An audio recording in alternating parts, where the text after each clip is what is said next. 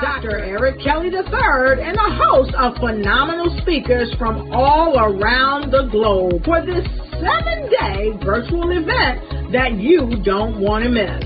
The mission of the Black Business Expo is to raise scholarship money from kids all the way from high school all the way from college. The Black Business Olympics is one of the largest Black business showcases in the world. It is an opportunity for businesses and companies to showcase their businesses globally. We are going to be giving away laptops up to $5,000 away to students.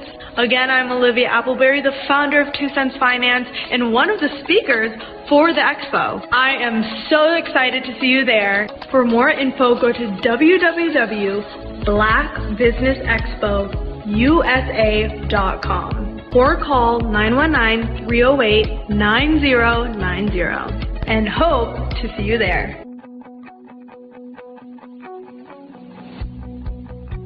I am Black Business. From the moment I wake until the time I sleep. Yes, I am Black Business.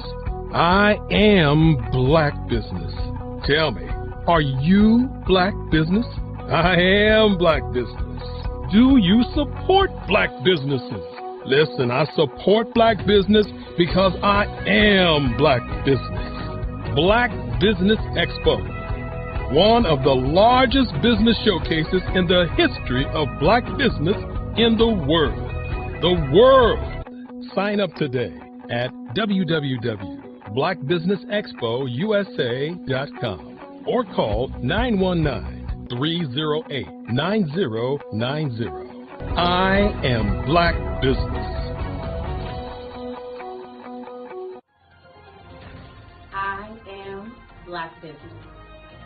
From the moment I wake until the time I sleep, I am Black Business. I am Black Business. Are you Black Business? I am Black Business. Do you support Black businesses? I support Black business because I am Black Business. Black Business Expo, one of the largest business showcases in the history of Black America in North Carolina. Join Dr. Eric Kelly III and a host of phenomenal speakers from all around the globe for this 7-day virtual event that you don't want to miss. The mission of the Black Business Expo is to raise scholarship money from kids all the way from high school all the way from college. The Black Business Olympics is one of the largest Black business showcases in the world. It is an opportunity for businesses and companies to showcase their businesses globally. We are going to be giving away laptops up to $5,000 away to students. Again, I'm Olivia Appleberry, the founder of 2 Cents Finance and one of the speakers for the expo. I am so excited to see you there. For more info, go to www.blackbusinessexpousa.com or call 919-308-9090 and hope to see you there. I am Black Business. From the moment I wake until the time I sleep. Yes, I am Black Business. I am Black Business. Tell me, are you Black Business? Black Business Expo, one of the largest business showcases in the history of Black business in the world.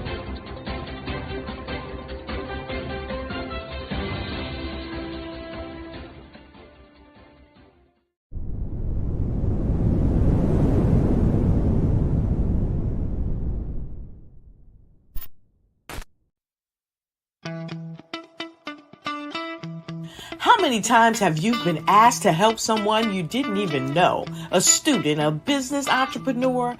Or did you ever even ask, where did they end up? That business, that friend, that entrepreneur. Well, just maybe they ended up in a gang, bankrupt, homeless, or worse, dead. Maybe they turned to crime, drugs, and alcohol. Did you ever wonder? Did you destroy their dream, or was your life always so easy? At the Black Business Olympics, we started a movement to help students complete. Give them hope and foster success. Help them to leave their dreams of providing laptops, computers, and up to $5,000 in scholarship funds. Today, we ask you to help a student, a business owner, or an entrepreneur to realize their dreams by sponsoring them, supporting them, and buying from them. Consider this. With $1.6 trillion in our Black community, we only ask for a small donation for our students, our businesses, and our entrepreneurs. And you can change a life today. So I ask you, what are you going to do? Sit on the sideline and watch our students in high school be leaders, miss out on their dreams from lack of resources? Or are you going to donate to the movement and change their future and yours as well? Give us a call today at 919-308-9090. Change their life by investing with action to the Black Business Olympic Fund. The Black Business Olympics, one of the largest business showcases of Black business in the history of the world.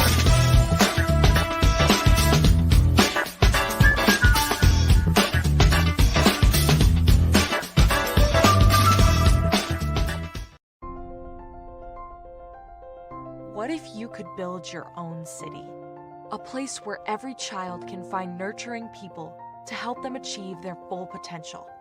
A place where every adult can access job training support.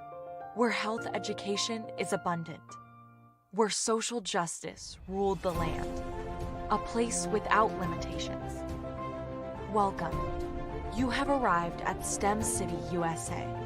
It is what every city should be.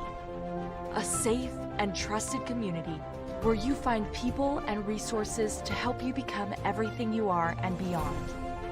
STEM City is unlike anything you have ever experienced. It is a digital twin of the world around you, only better. STEM City is about energy and soul renewal. It is more than a digital world. You can almost feel the power of live cultural events, music, and theater. STEM City promises a better future for children with caring mentors and hands-on activities with dedicated tutors to support our youth. STEM City is your passport to a healthy lifestyle with weekly events addressing our community's many issues. STEM City is your financial well-being with helpful information on wealth management, career advancement, job training, and so much more. STEM City is the community you deserve. It is the city where your dreams can come true. STEM City USA, a place in the sky that is accessible to all who reach for the stars.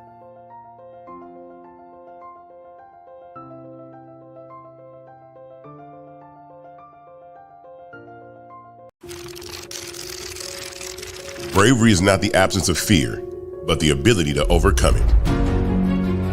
We stand for those who defy suppression, who speak out, and those who walk the road less traveled. Everyone deserves to be seen and their voices to be heard.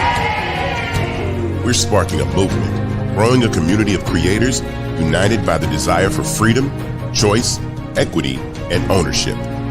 At Fanbase, it's all for one and one for all. We support each other to guide, promote, and uplift you in a place where you can unapologetically be yourself. A place where your voice, ideas, and creativity are not just welcomed, but celebrated. We are Black founded, minority funded, and supported by a diverse, inclusive, powerful community that believes in the strength of authenticity and individual choice. Regardless of success or background, we welcome you. The marginalized, the underappreciated, the successful, the superstar. We're for all who seek a space to express themselves freely, where they are rewarded for being their authentic, true self. We transcend labels because only we have the right to define ourselves.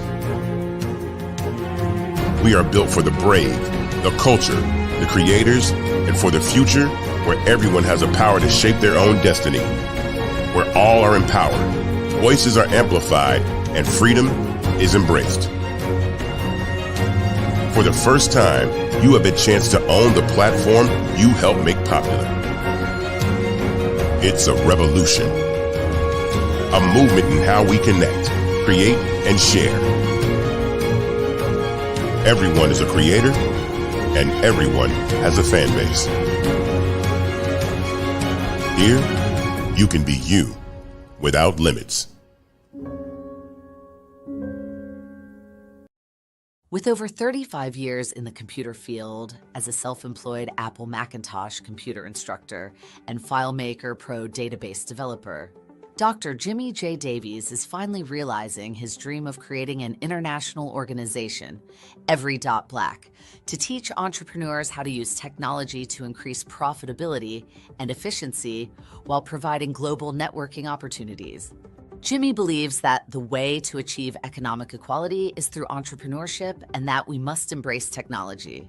Please join us at the virtual Every.Black International Entrepreneur Mastermind meetings every Monday night at 8 p.m. Eastern Standard Time. We hope to see you there. Did you know that approximately 333.34 million businesses exist today, according to a report from 2021? And you may be one of those businesses, or maybe you're not in the business market yet, but you're aspiring to be a business owner. Well, guess what? You're in the right place at the right time. Because let's face it, everything is about timing and opportunity.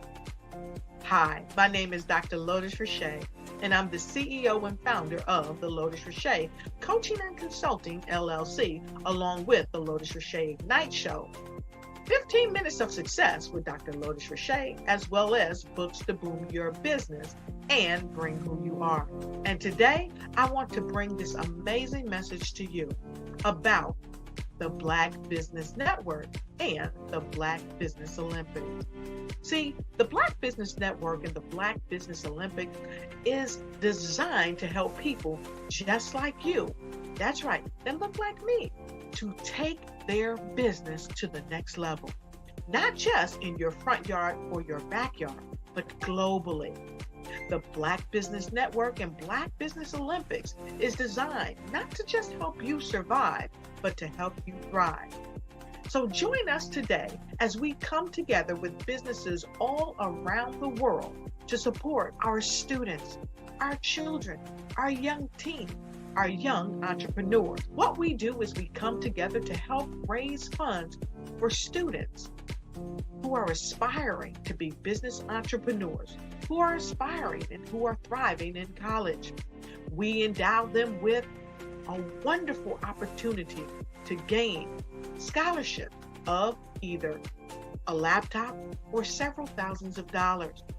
And we invite you to help be a contributor to this amazing opportunity to help someone that looks just like you. So join us today at our website and let us connect with you and help you ignite and take flight in every area of your life on the Black Business Network and the Black Business Olympics.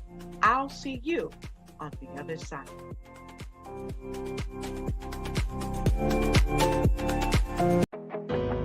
I am Black Business. From the moment I wake until the time I sleep, I am Black Business. I am Black Business. Are you Black Business? I am Black Business. Do you support Black businesses? I support Black business because I am Black Business. Black Business Expo, one of the largest business showcases in the history of Black business in the world. Art to me is a creative expression of something from nothing. You know, it explodes onto the canvas, or it explodes on in my work. One of the things that I try to do more than anything is I try to just give the lines and the movements and emotions and expressions into what I do. Art really means to me a chance to express how I feel deep down inside. Most of my art begins as a thought that I might have, you know, whether it's sports, whether it's history, whether it's a woman or a man. It pretty much starts as an idea of thought before I get into the actual image of what I'm going to draw. I do a lot of historical pieces. I was a history minor in college, and I love to do history pieces. And a lot of times I'm thinking about history, and then I try to make that history impact you as you look at it. That's one of the reasons I do pictures so large. People ask me, why do I do pictures so big? And I tell them, I want the piece to impact them as they're looking at it, to kind of dominate them, dominate their space. And most of my pieces I try to do off page. I don't try to do anything that's going to be in those four corners or in a square. And I want your imagination to be a part of the piece that you're looking at.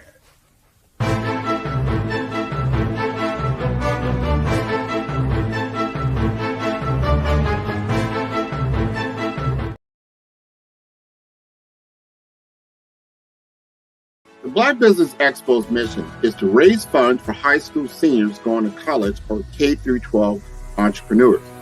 This expo is a fundraiser for students. Please, you may go to www.blackbusinessexpousa.com to donate to the scholarship fund or use the Cash App at $BBXUSA. Our goal is to give laptops and up to $5,000 to 10 students. Students can register online at www.blackbusinessexpousa.com. Every dollar counts. Please donate to the Black Business Expo USA Scholarship Fund.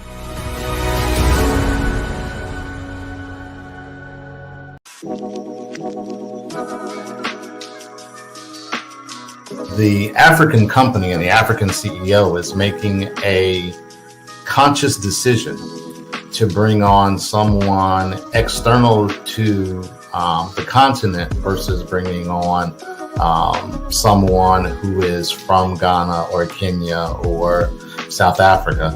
And so the skill sets of the people that we take through our executive leadership training program and ultimately on the placement, obviously have to be extremely high caliber.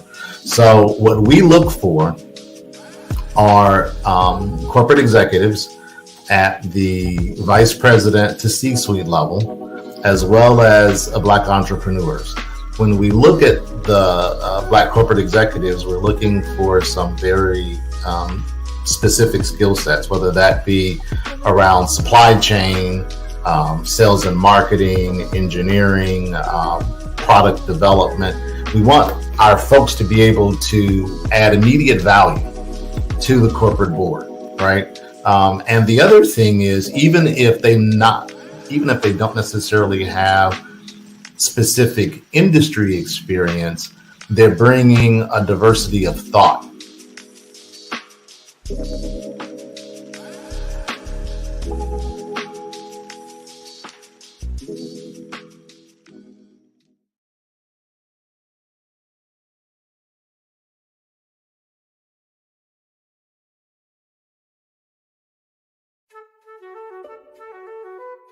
This is Dr. Arnold T. Petsworth. He's the owner of Petsworth Vet World, a veterinary clinic in Hopton, Connecticut. His patients include dog, cat, frog, fish, Goldie, dog, and this alpaca. Due to doctor-patient confidentiality, we can't tell you their names. Business at Vet World.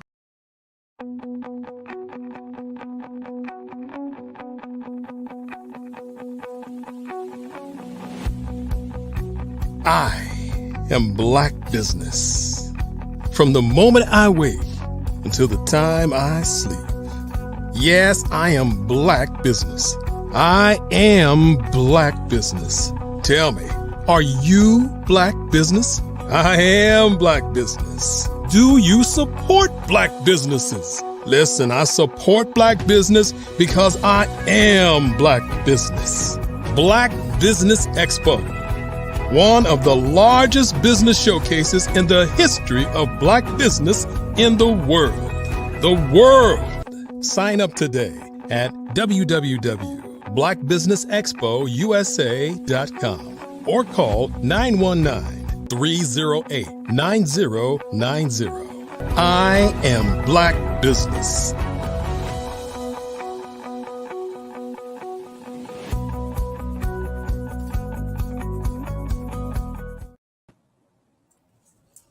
Hello and welcome back. I am Dr. Stephanie Ardrey.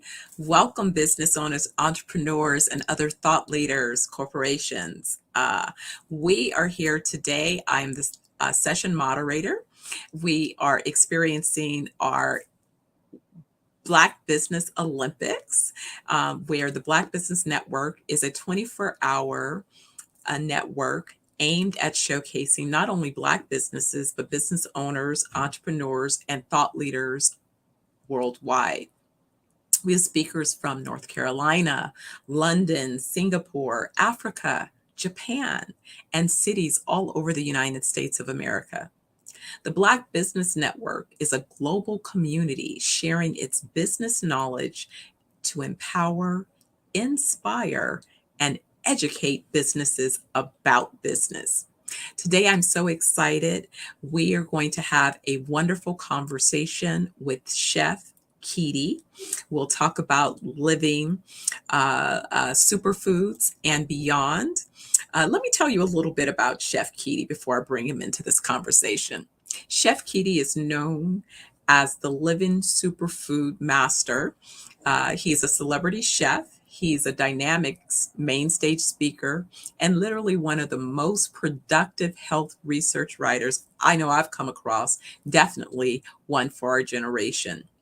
His powerful mission is about not only sharing what it sounds like you should be listening for and looking for to establish personal health, but demonstrating. He keeps an active routine of wellness. I don't know what number he's up to in terms of his daily push-ups and sit-ups. In fact, I'll ask him at the beginning, but he can probably out sit up and push up the youngest guy of our day. But what he and I agree upon is the importance of recognizing that food is really the truest form of medicine. And more importantly, it's not just about recognizing that, but making sure that you're deliberate in your choices, your food choices. So without any further ado, I will have Chef Keedy join me today so we can have this conversation.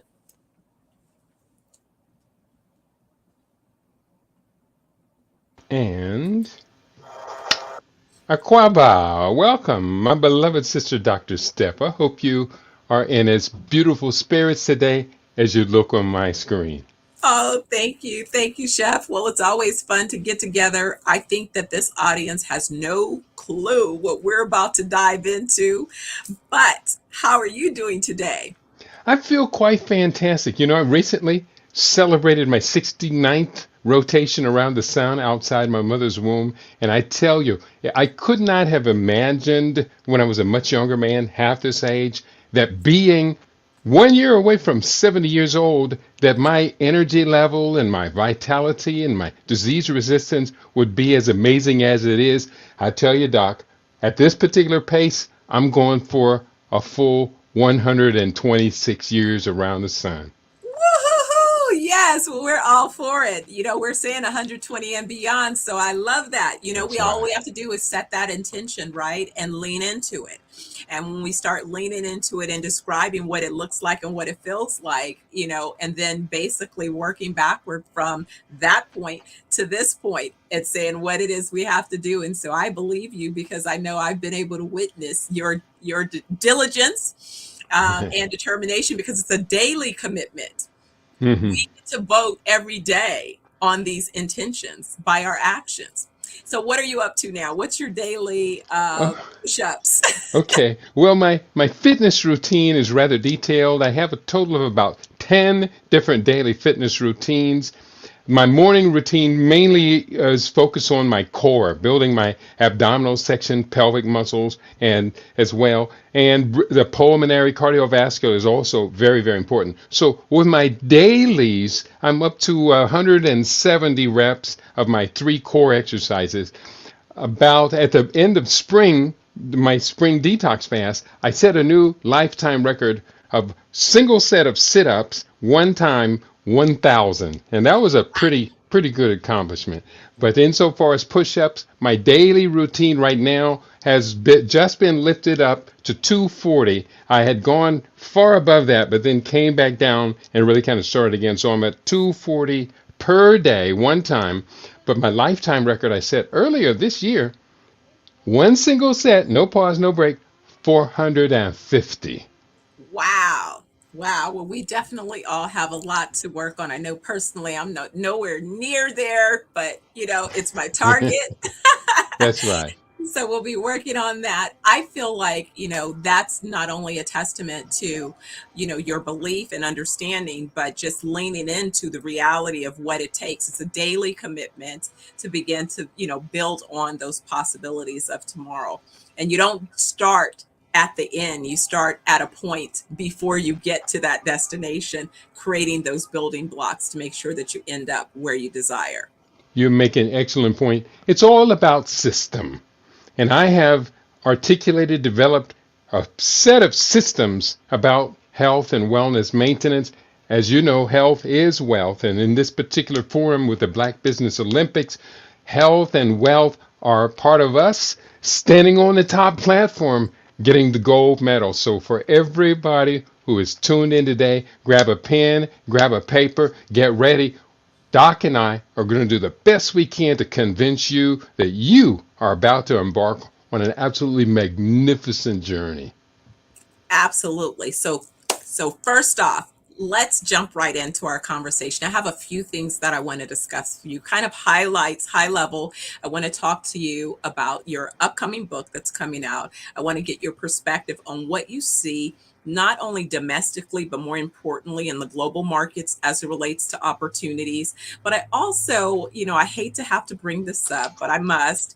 I happened to catch the news cycle this past week, and Bill Gates was on the news circuit talking about a new prenatal pill that he has helped to formulate and is distributing in particular to African countries. Kenya is one of the big ones that's taking on this use of this pill. So I definitely would like to have this conversation because you and I certainly have experiences and thoughts about this. And I think that, again, these are things that oftentimes people let go either in one ear, out the other, or just pass them all together. They don't understand what the implications of some of these things may be. So first, kind of let's jump into, if you will, or do you want to start there so we can move past it and end on the high note?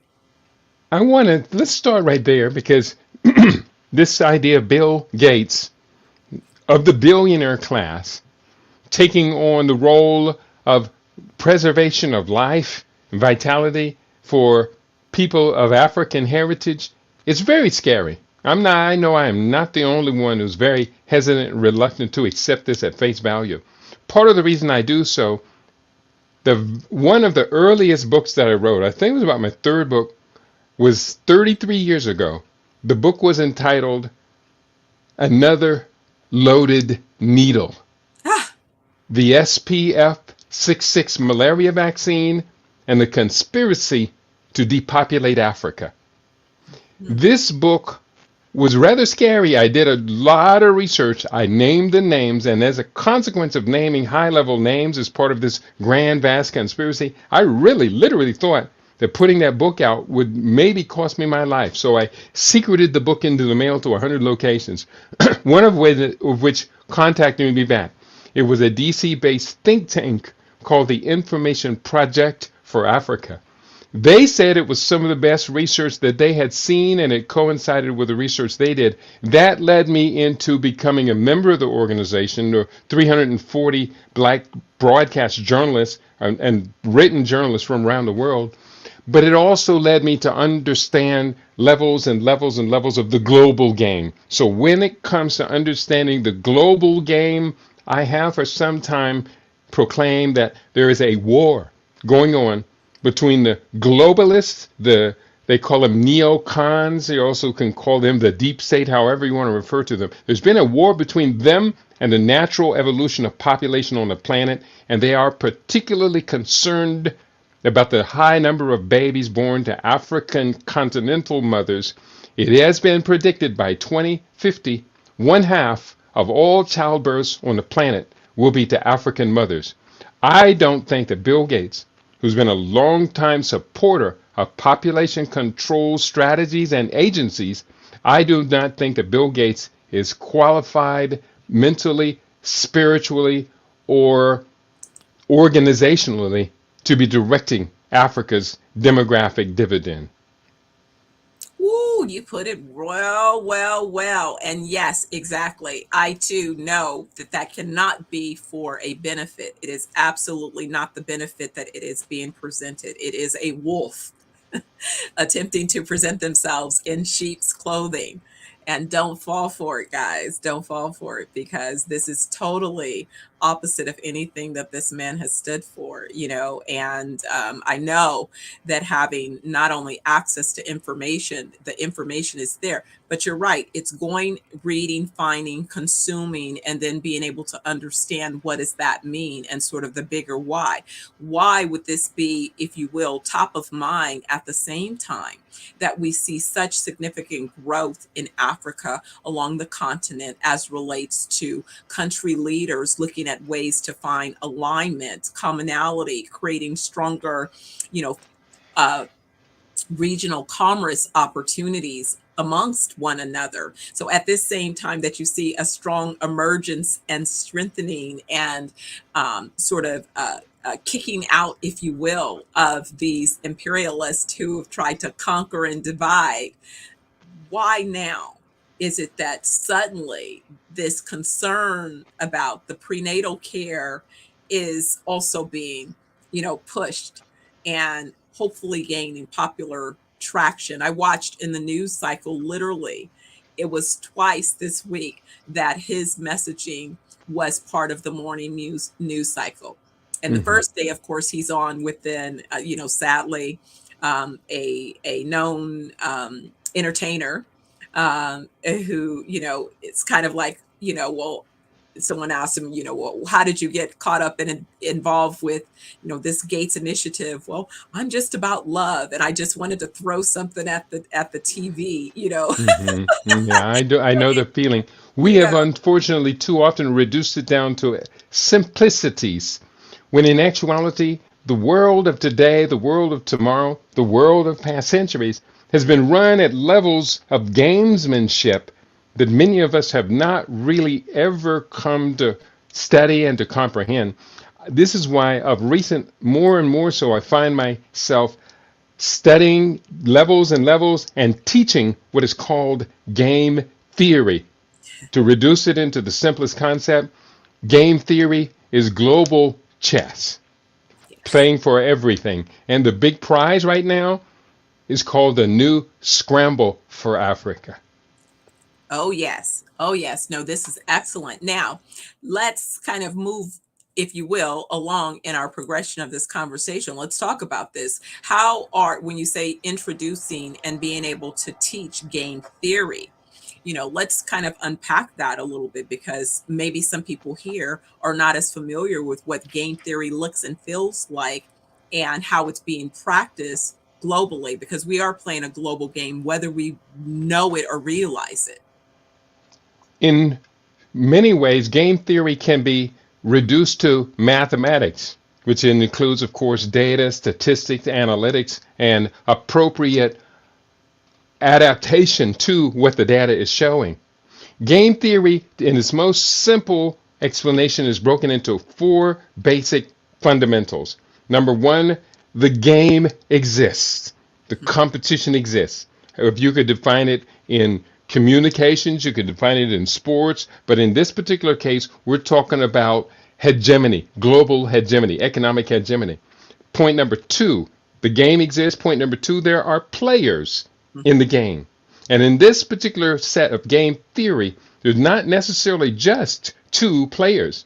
We've seen descriptions of global competition that have one set of players playing against 7 different teams simultaneously, each of which has their own games with each other. So we have the game, we have the players, then we have strategies. Each set of players in the game has particular strategies based upon their own defined self-interest, as well as strategies that accommodate and or adapt to the strategies of other players. And number 4, the payoff. What is the big outcome of the game, the return on investment? Game theory. I could talk probably about 15 or 20 other principles to go with game theory, but I think those 4, the game, the players, strategies, and the payoff, gives anyone interested a good place to start their own research. Absolutely. So when we talk about this, when we think about the continent in particular and the power of the continent, you and I have had conversations about the multi-trillion-dollar opportunities and how those opportunities are uniquely, are opportunities that in particular those of us of African descent in America could be uniquely poised to participate in. However, what happens oftentimes is we fall prey to the propaganda. We fall prey to limited beliefs. We fall prey to, all of the other things that are aimed at distracting you from focusing on what you really should be focused on. We usually have some kind of, media shows that are put on for consumption that prevent people from consuming what they really should be consuming. You get caught up in the gossip or the distraction, if you will, of the day. But the reality is there's a reason that Africa, the continent, is in play. And you and I understand that it has a lot to do with the resources. And including the greatest resource on the planet, childbirth, human resources. Exactly. And this is, I think, the thing that a lot of times people have missed when we talk about your health is your wealth. But someone has literally determined that your life is their wealth creation tool and vehicle in a couple of ways. One, you're groomed to consume the goods and services that typically they create, but more importantly, you're forced to consume those things, even in ways that you don't realize that you're voting to consume those things, meaning those things are being designed to be addictive, destructive, and dangerous.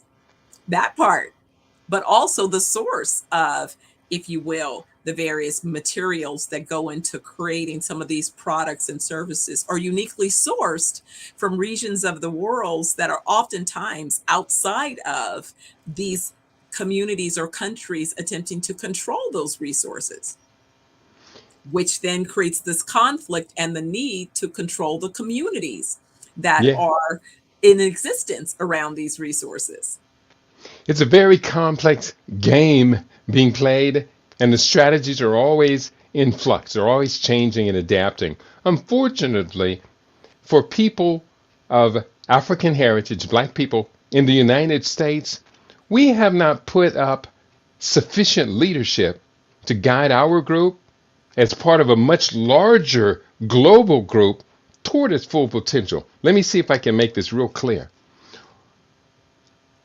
I am of African heritage. You are of African heritage. We're both probably the first to stand up and say, I am proud to be an African on this planet, with my motherland continent being the heart of our people.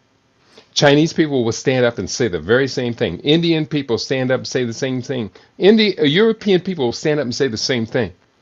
But if we look at who is on this planet, a lot of people don't realize that since 1997, Africa finally caught up with the missing population from 600 years of demographic devastation, stealing our children, stealing our childbearing age, bringing them to another continent, not only working them literally to death for an average life expectancy was 30 years, but also taking their babies and their babies' babies. And we've always regarded children into the family as our wealth. Well, these people were selling off our children. Africa was missing 600 million people because of the slave trade. And that's just between the height of it, 1600 and 1880. But by 1997, Africa recovered those 600 million. Now, today, some 27 years later, Africans are the number one ethnic group on earth. And most of us aren't even clueless that that's a fact and what it means insofar as power potential. There are, right now, 1.755 billion people of African heritage all around the planet. That's significantly more than the Chinese, significantly more than the Indians.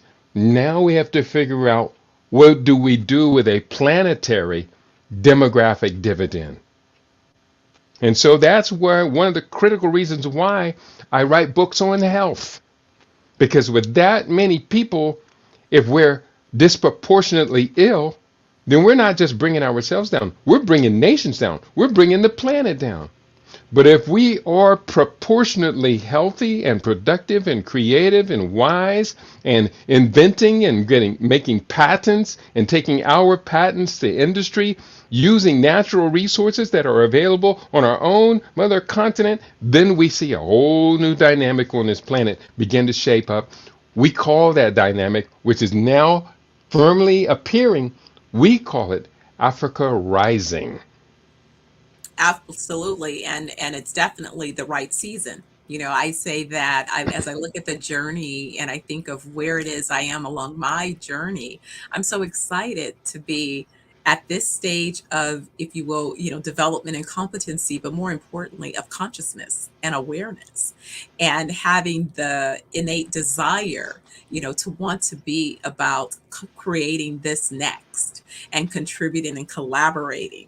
That brings me so much joy and excitement that all of the experiences have really a value and a purpose, and the ability to offer that then back to my family, my people, and to help them to build strength. Now, we also have to overcome, the messaging. When I think about it, I was telling someone, one thing I noticed that as I traveled around, it's sad. I could see evidence of where from my lens, the Americanization of food systems around the world has kind of caused the same outcomes with people.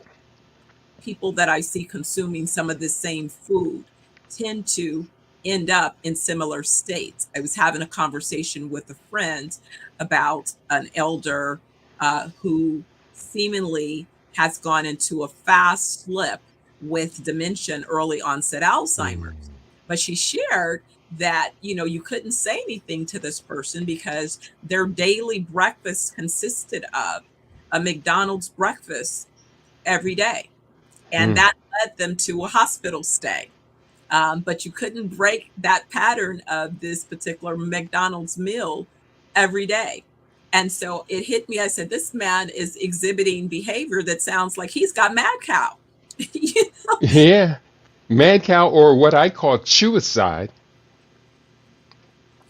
No matter how you slice it. But the sad thing is as you mentioned, it's sad when disease consumes one's mind and then their body, because also that is creating trauma in the family. Immediately, the immediate family, as well as the next couple of generations, are impacted by this trauma. And this is something we have to realize, is that there are serious consequences when we're making these decisions. The decisions that I make about how I care for myself is not just about how I care for myself. Yeah, it's so very important. That's right. Yes. In fact, what you're speaking about, as you mentioned earlier, I do have a new book coming out. This has been my first book of the year. After 10 books last year, I decided to pause, but then I couldn't pause anymore. But the new book, Living Superfood Solutions, Using Diet and Nutrition to Prevent or Cure Chronic Diseases. And literally, I've just been today writing on the very same subject you're talking about, nutritional management, of mental health. So when it comes to all aspects of mental health, be it brain health, neurological health, cognitive function, motor function, sensory function, social, emotional, behavioral health, all of them have a strong correspondence to nutrition and diet and the functioning of the body's 18 integrated systems. So I'm glad you bring this up. The good news is there is great news. The great news is we can start to prevent cognitive decline, dementia, Alzheimer's, Parkinson's, neurological disorders like MS and all. We can start to prevent those in our 20s.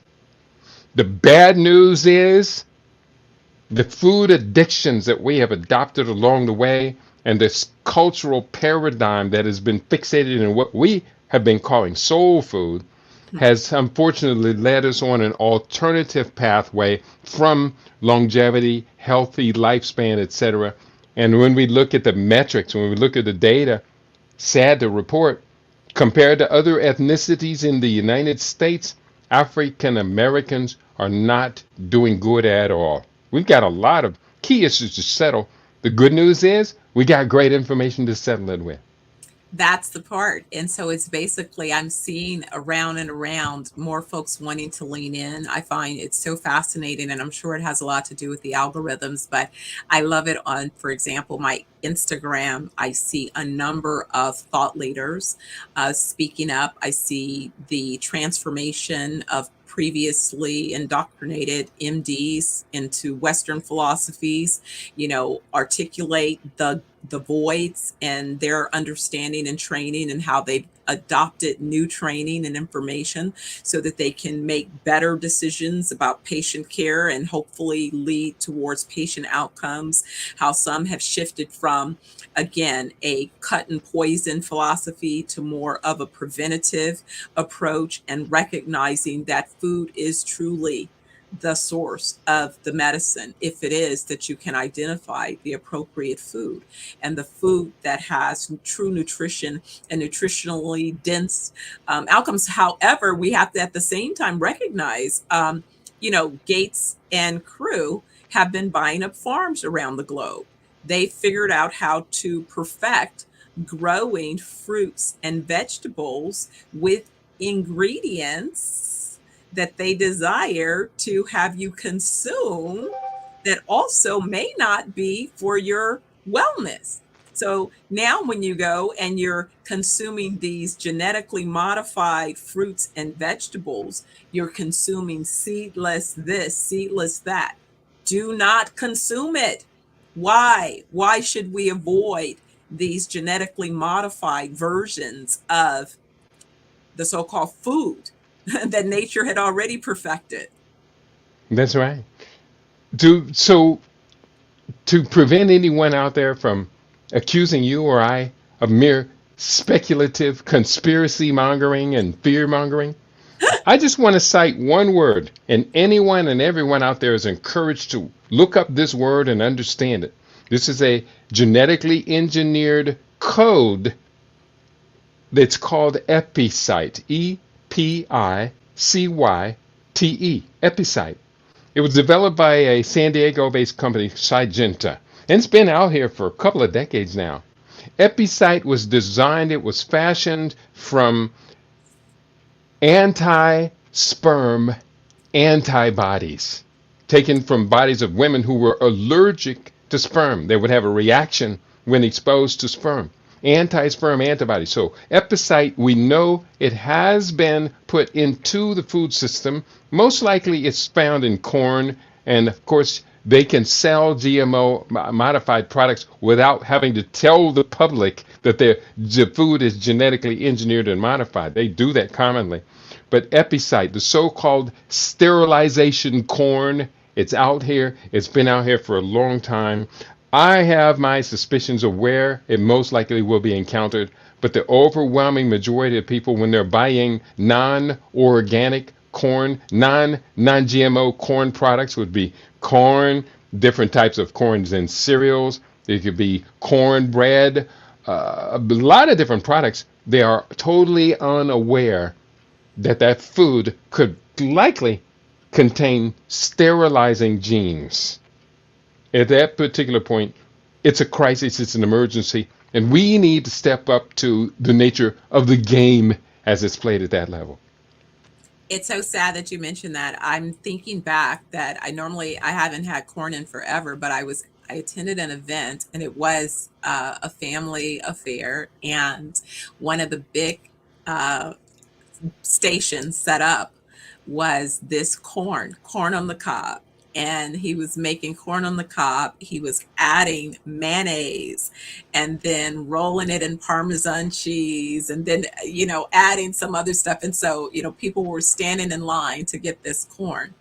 And so I remember him saying, okay, well, I have one for you. And I was thinking to myself, I'm not sure if I want to try that, but, again, not trying to be too, whatever.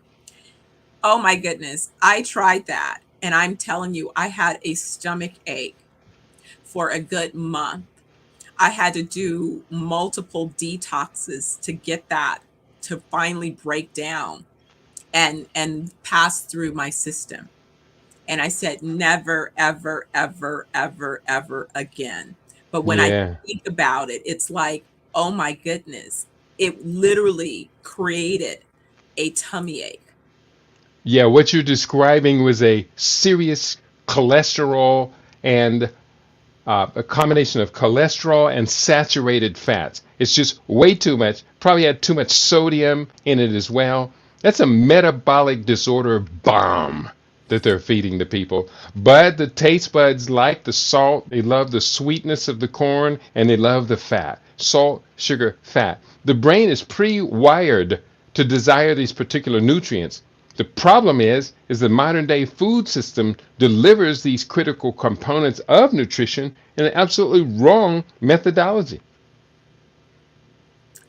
And so when we talk to people about nutrition, I think about the SAD diet and how many people believe that that is a dietary practice worth following, or just the absent-mindedness or the rush or the whatever the combinations are of just buying things to consume, not recognizing the impact of what it is you're consuming, not only on yourself, but on your family, who you are constantly feeding these things.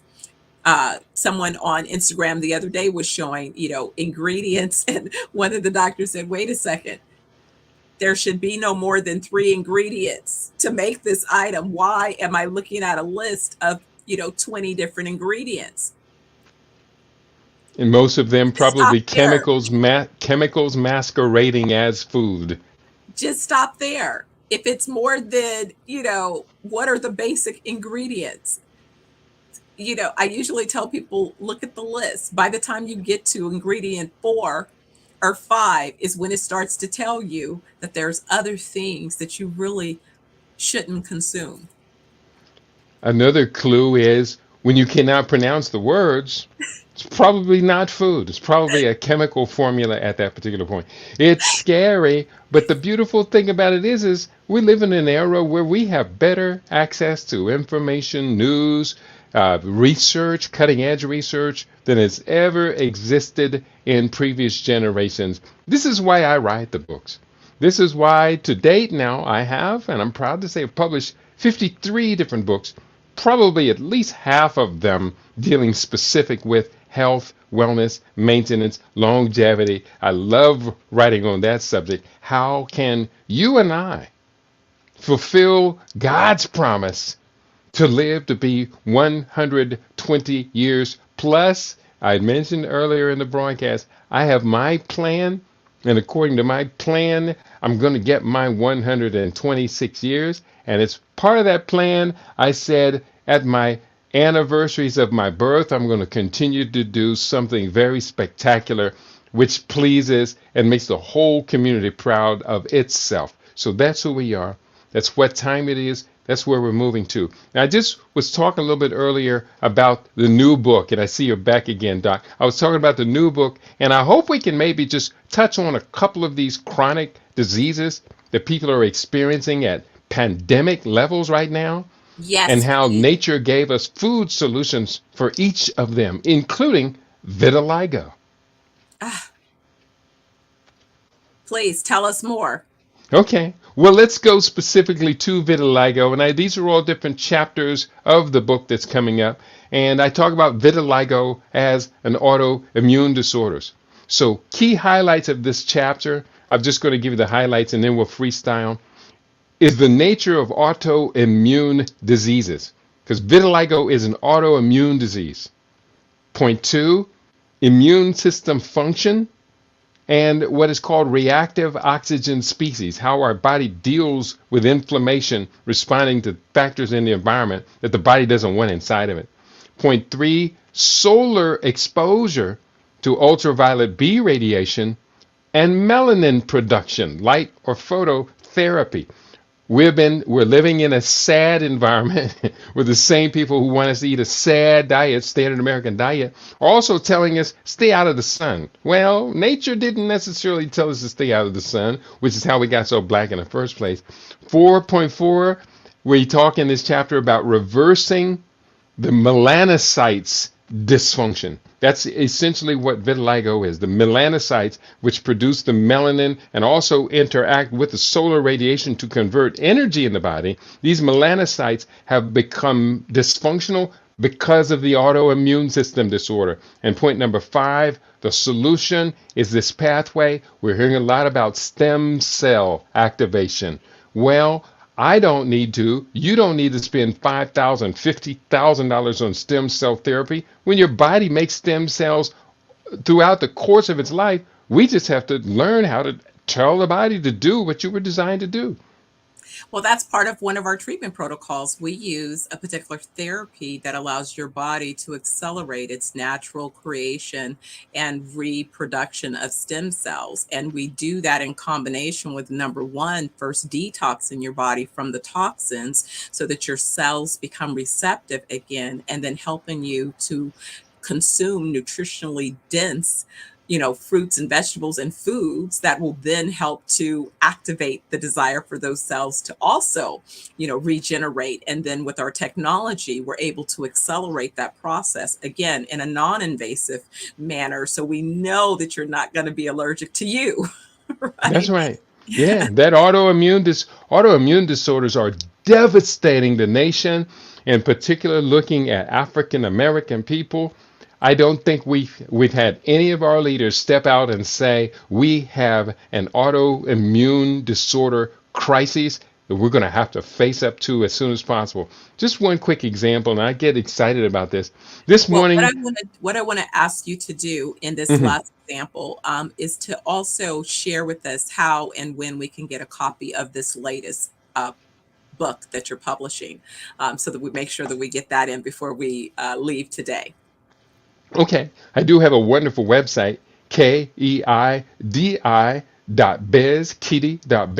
where all of my books that have been published were actually 2 or 3 or 4 of the earlier ones I stopped publishing because I kind of changed my mind on the central subject.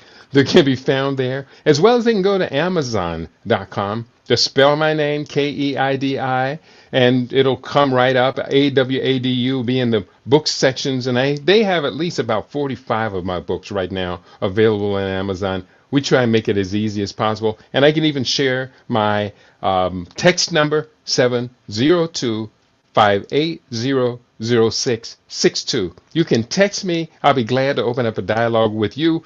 Anyone out there who's dealing with any type of a condition, and you don't necessarily want to get on the drug, what they call it, roller coaster, merry-go-round, because once you get on that, they may try and keep you on that for life. We're best to avoid getting into that protocol. Absolutely. That is, beware, right? Beware. But again, before we conclude, tell us about this last point that you wanted to make. I woke up this morning, someone sent me something in international communication, a woman talking about the body mass index, BMI. And her essential point was, well, the BMI was based upon white men's bodies centuries ago, and so the BMI is not for us. BMI is not for us. And I got a little upset because I use body mass index quite a bit. I think it's very important gauge. They were using this as reference points, white men from centuries ago. This morning I collected at least 20 photographs of Alpha Kappa Alpha, one particular sorority, black women in the United States from the early 1910s and 20s through the 60s and 70s and up to the mid 2020s now. I put these photographs up in one chart, and it shows you the body changes that black women in the AKA sorority have gone through over the course of about 4 generations. And it is so completely stark, we cannot deny it. We don't want to use body mass index to measure ourselves against white men 200 years ago. We want to use body mass index to measure ourselves against ourselves. I am proud to say that at age 69, my body mass index this morning was exactly what it was at age 25, but I have to work for that. Absolutely. Well, I think that that's the most valuable part. And so for those of you that want to learn more about Chef Keedy and his amazing work, again, go to keedy.biz, as well as go to Amazon, and you can get access to his very well-researched and published books covering a number of topics, but all in are overall addressing not only your health, but your wealth at the end of the day. Keedy, thank you so much for this conversation and all of the other ones leading up to, and all of the more conversations that we're going to have beyond this. I'm looking forward to touring the world with you and really helping people, gain not only better insights, but more importantly, be able to activate them along their journey of full life of 120 years and beyond. So thank you again for joining me in this conversation. Thank you for adding your brilliance. And remember, genius is common. And I will see you on the other side.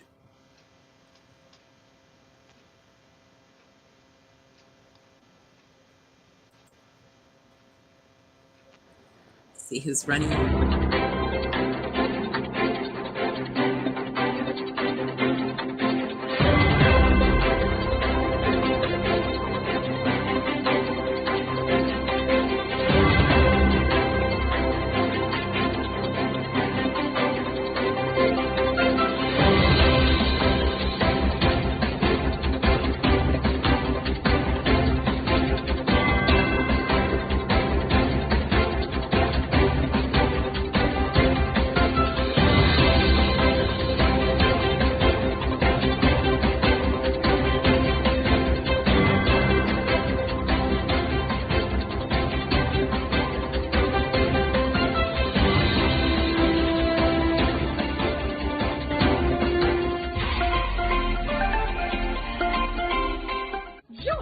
Dr. Eric Kelly III and a host of phenomenal speakers from all around the globe for this 7-day virtual event that you don't want to miss. The mission of the Black Business Expo is to raise scholarship money from kids all the way from high school, all the way from college. The Black Business Olympics is one of the largest Black business showcases in the world. It is an opportunity for businesses and companies to showcase their businesses globally. We are going to be giving away laptops up to $5,000 away to students. Again, I'm Olivia Appleberry, the founder of 2 Cents Finance and one of the speakers for the expo. I am so excited to see you there. For more info, go to www.blackbusinessexpousa.com or call 919-308-9090 and hope to see you there. I am Black Business. From the moment I wake until the time I sleep. Yes, I am Black Business.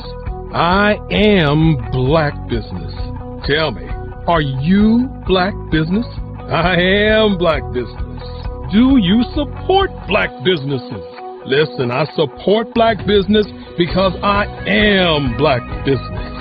Black Business Expo, one of the largest business showcases in the history of Black business in the world. The world! Sign up today at www.blackbusinessexpo.com. Black Business Expo USA.com or call 919-308-9090. I am Black Business. I am Black Business. From the moment I wake until the time I sleep, I am Black Business. I am Black Business. Are you Black Business? I am Black Business. Do you support Black businesses? I support Black business because I am Black Business. Black Business Expo, one of the largest business showcases in the history of Black America in North Carolina.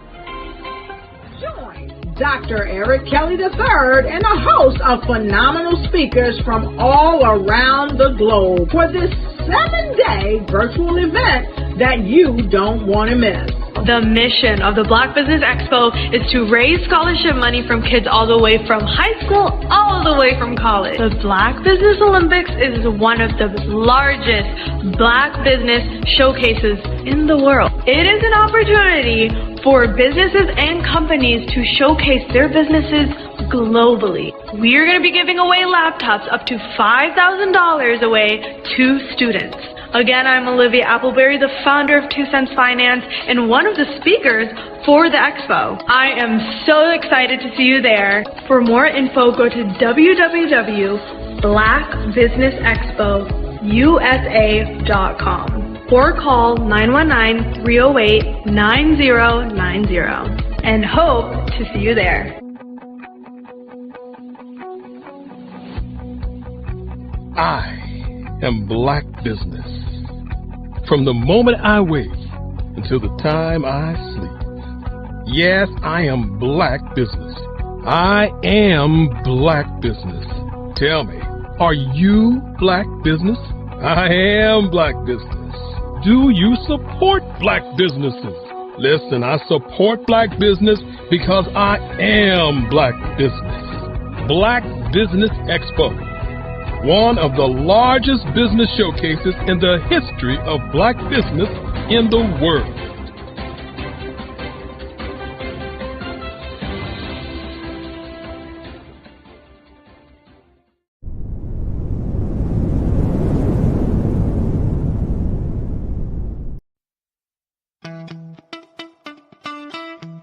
How many times have you been asked to help someone you didn't even know, a student, a business entrepreneur, or did you ever even ask, where did they end up? That business, that friend, that entrepreneur. Well, just maybe they ended up in a gang, bankrupt, homeless, or worse, dead. Maybe they turned to crime, drugs, and alcohol. Did you ever wonder? Did you destroy their dream, or was your life always so easy? At the Black Business Olympics, we started a movement to help students complete. Give them hope and foster success. Help them to leave their dreams of providing laptops, computers, and up to $5,000 in scholarship funds.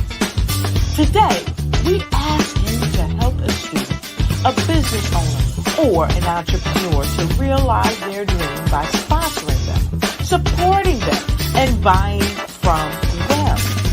Consider this.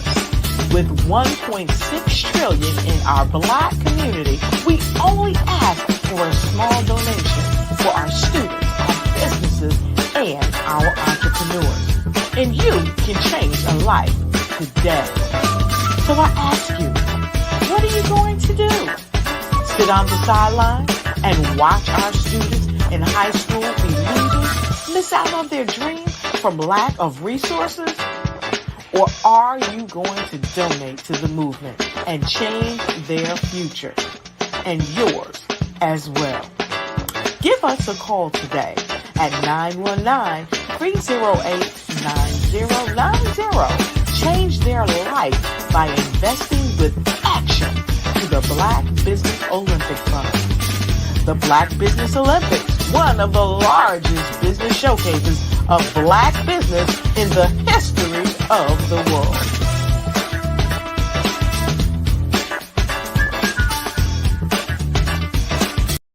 I am from Washington, D.C., but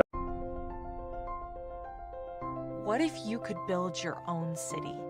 A place where every child can find nurturing people to help them achieve their full potential.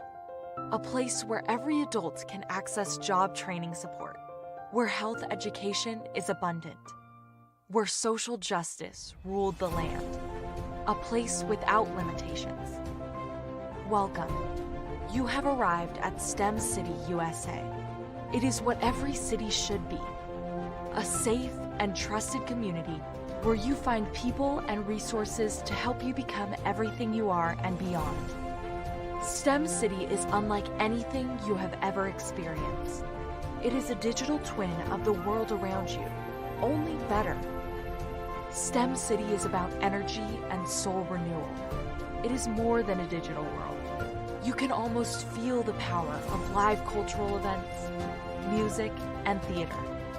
STEM City promises a better future for children with caring mentors and hands-on activities with dedicated tutors to support our youth. STEM City is your passport to a healthy lifestyle with weekly events addressing our community's many issues.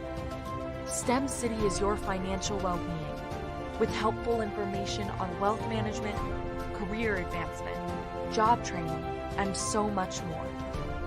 STEM City is the community you deserve.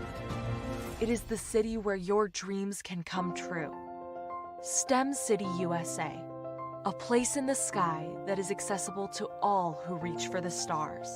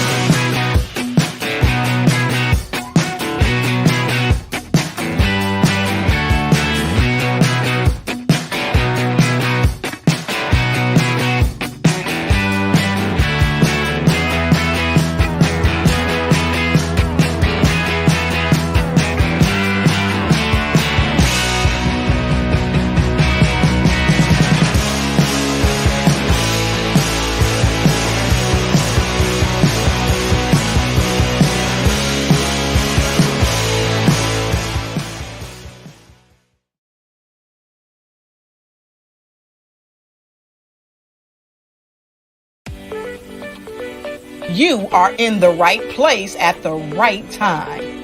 The Black Business Network opens again for its Black Business Olympics, a 24/7 broadcast on business, strategies, global branding, social media marketing, finance, advertisement, and much, much more.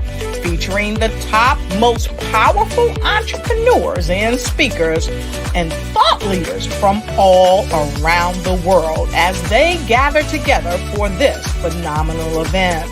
Join the Black Business Network streaming live into the metaverse, STEM City USA, Black Multiverse, Pod TV, Roku, Hulu, iHeartRadio, Apple TV, YouTube, TikTok, Instagram, Google Podcasts, Facebook, LinkedIn, IBM TV, Spotify, and Twitch. Tune in today and be a part of this amazing movement. The Black Business Olympics welcomes you. Hello, I am Dr. Eric Kelly III, the visionary strategist and founder of the Black Business Olympics. I invite you to showcase your Black-owned businesses on the Black Business Network global stage.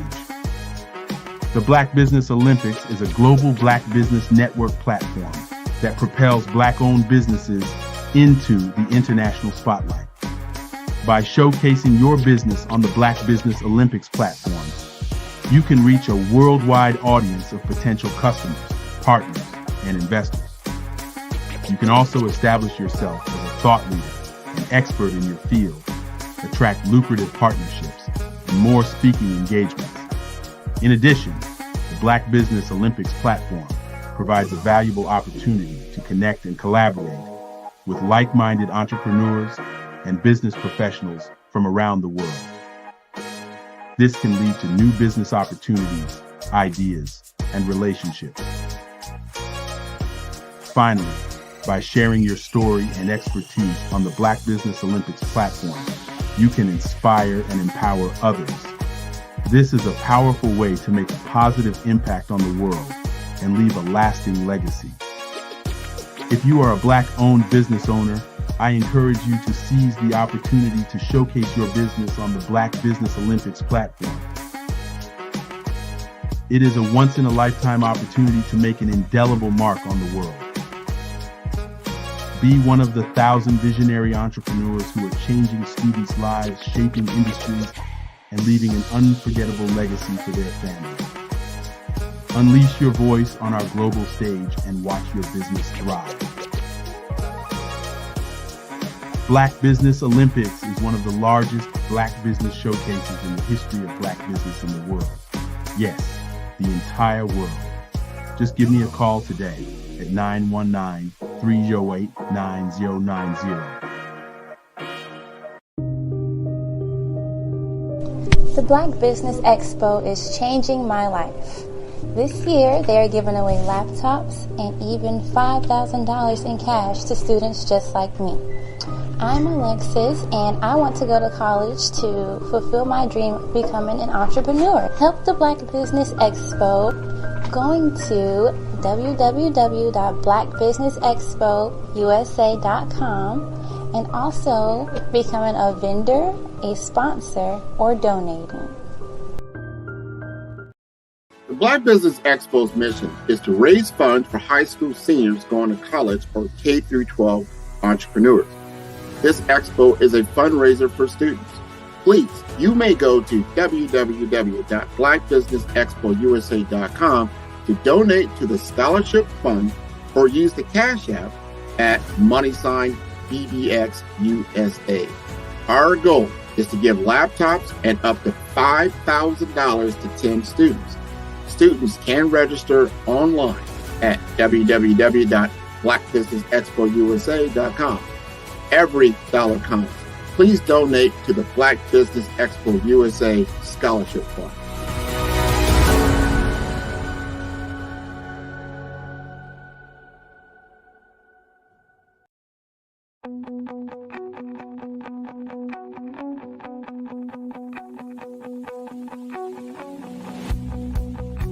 I am Black Business. From the moment I wake until the time I sleep. Yes, I am Black Business. I am Black Business. Tell me, are you Black Business? I am Black Business. Do you support Black businesses? Listen, I support Black business because I am Black Business. Black Business Expo, one of the largest business showcases in the history of Black business in the world. The world! Sign up today at www.blackbusinessexpousa.com or call 919-308-9090. I am Black Business.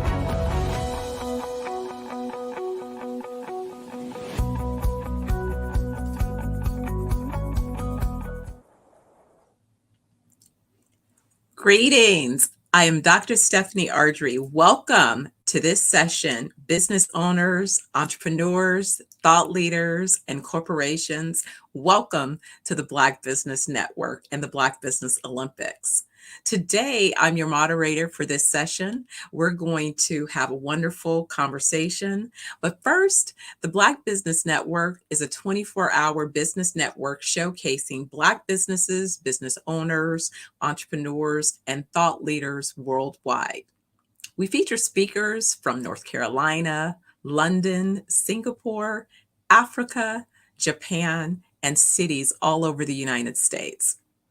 The Black Business Network is a global community sharing its business knowledge to empower, inspire, and educate businesses about business.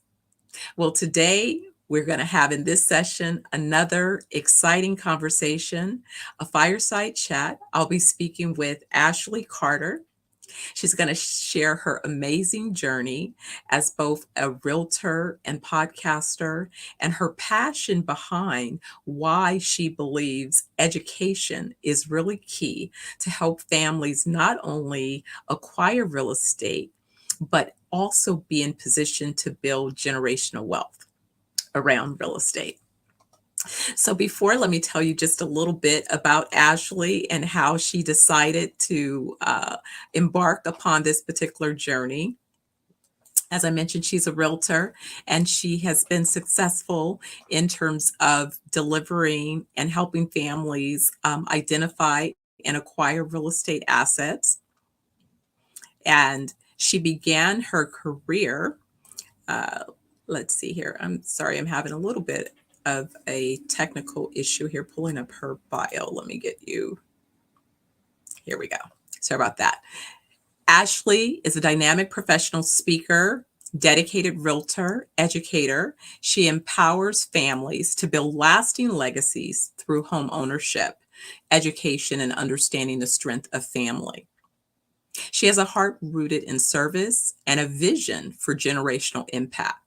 Her work really transcends the real estate industry and touches lives in a profound and meaningful ways. She's not only built a successful career as a realtor, learning her first deal months after starting in the industry, but she's become known, both recognized by her brokerage in the President's Club, but known for her expertise, her integrity, and her ability to guide clients through really what is one of the most significant transactions many will contemplate, and that is making a personal decision to acquire a property for home ownership that hopefully will begin to be the foundation that they build their family's generational wealth upon. So with that, I bring into our conversation Miss Ashley Carter. Thank you. How are you? Fabulous. And how are you today? I'm good. Thank you for asking. Wonderful, wonderful. Well, it's exciting to have this conversation with you. I too know a little bit about real estate, so it's one of my favorite topics. So tell us a little bit about your journey and why it is you approach real estate from the standpoint of not just being a realtor, but really recognizing that it would give you a platform that you could use to begin public speaking and then building from there. So my journey into professional speaking began with a desire to serve and empower others. As a realtor, I was already engaging with clients on a deeply personal level, helping them navigate life-changing decisions like purchasing a home. That's a big thing. So I realized that the same principles I was using in real estate, education, trust, and legacy building could be shared with a much larger audience. So that inspiration came from wanting to impact more people beyond my one-on-one interactions. And I wanted to help families create legacies through home ownership, education, and family values. And I felt like speaking was the perfect platform to do that. Wonderful. And so what were some of the things that you looked at in terms of developing not only your speaking platform, but audiences? Where did you begin to target audiences when you first started? So I started to look at people like me, who was a first-time home buyer, people who just wanted more. I really targeted younger professionals. I target families that look like me, and I just began to make sure that I study my audience and make sure that I concentrated on the different challenges that they had. And from there, I gave my real life experiences and I made it where the authenticity and the just being basically genuine about what I was saying attract my audiences that way. Fabulous. Well, one of the things that you've created is what you call the Ashley Carter experience. Tell us a little bit more about the message behind your ACE experience and how that really connects with your audiences. So ACE is all about helping people, right? And it's all about hard work, dedication, consistency, and faith. For me, those four pillars have been instrumental in my life. Faith is pretty much the foundation of anything, right? And so if you believe it, it can happen. Everything starts with a dream, right? And so I have an opportunity to give that to others, but I want them to start by believing in themselves. Every professional development that I've done, from the time that I was in college, as an educator, as a realtor, everything evolves around your mindset. Even going to church on Sunday, it evolves around your mindset, right? So I wanted an opportunity to have the Ashley Carter experience that focus on, if you change your mindset, you can change so many things about yourself. If you believe it, you can achieve it. So just thinking about back to like the messages that I got growing up as a kid and how they were instilled in me gave me the opportunity to create the Ashley Carter experience, to go back to empowering people that look like me, who are young and who's trying to do this thing for the first time and have no absolute idea on how to navigate this process. And so are you finding that oftentimes, not only the combination of you understanding mindset and incorporating your faith, how is that being received with your clients who are, again, determining that they're going to, make that decision, set that intention to acquire real estate? And oftentimes, are you finding that some of your clients are these first-time home buyers, meaning first time within their families, or are they, coming from families where pretty much they've pretty much always bought real estate, so they kind of know that it's something that happens in the past? Or are you finding, brand new families going, well, we didn't necessarily own, but we want to move into home ownership? So both of those areas are the areas that I'm attracting. So I'm attracting a lot of first-time home buyers who are first-generation buyers as well, right? And then you're getting those ones who, okay, I'm renting, but I feel like I'm throwing away money. Let's try to make a better decision at this point. My mom owned a house, but I really don't want that responsibility, but I'm tired of throwing away money, right? So I'm grasping all of those groups of people, but I find myself just basically just being honest with them and being as transparent as possible. Right. So when I'm talking to them, I tell them my life experiences, and I go and I take it all the way back to my grandparents being sharecroppers, right?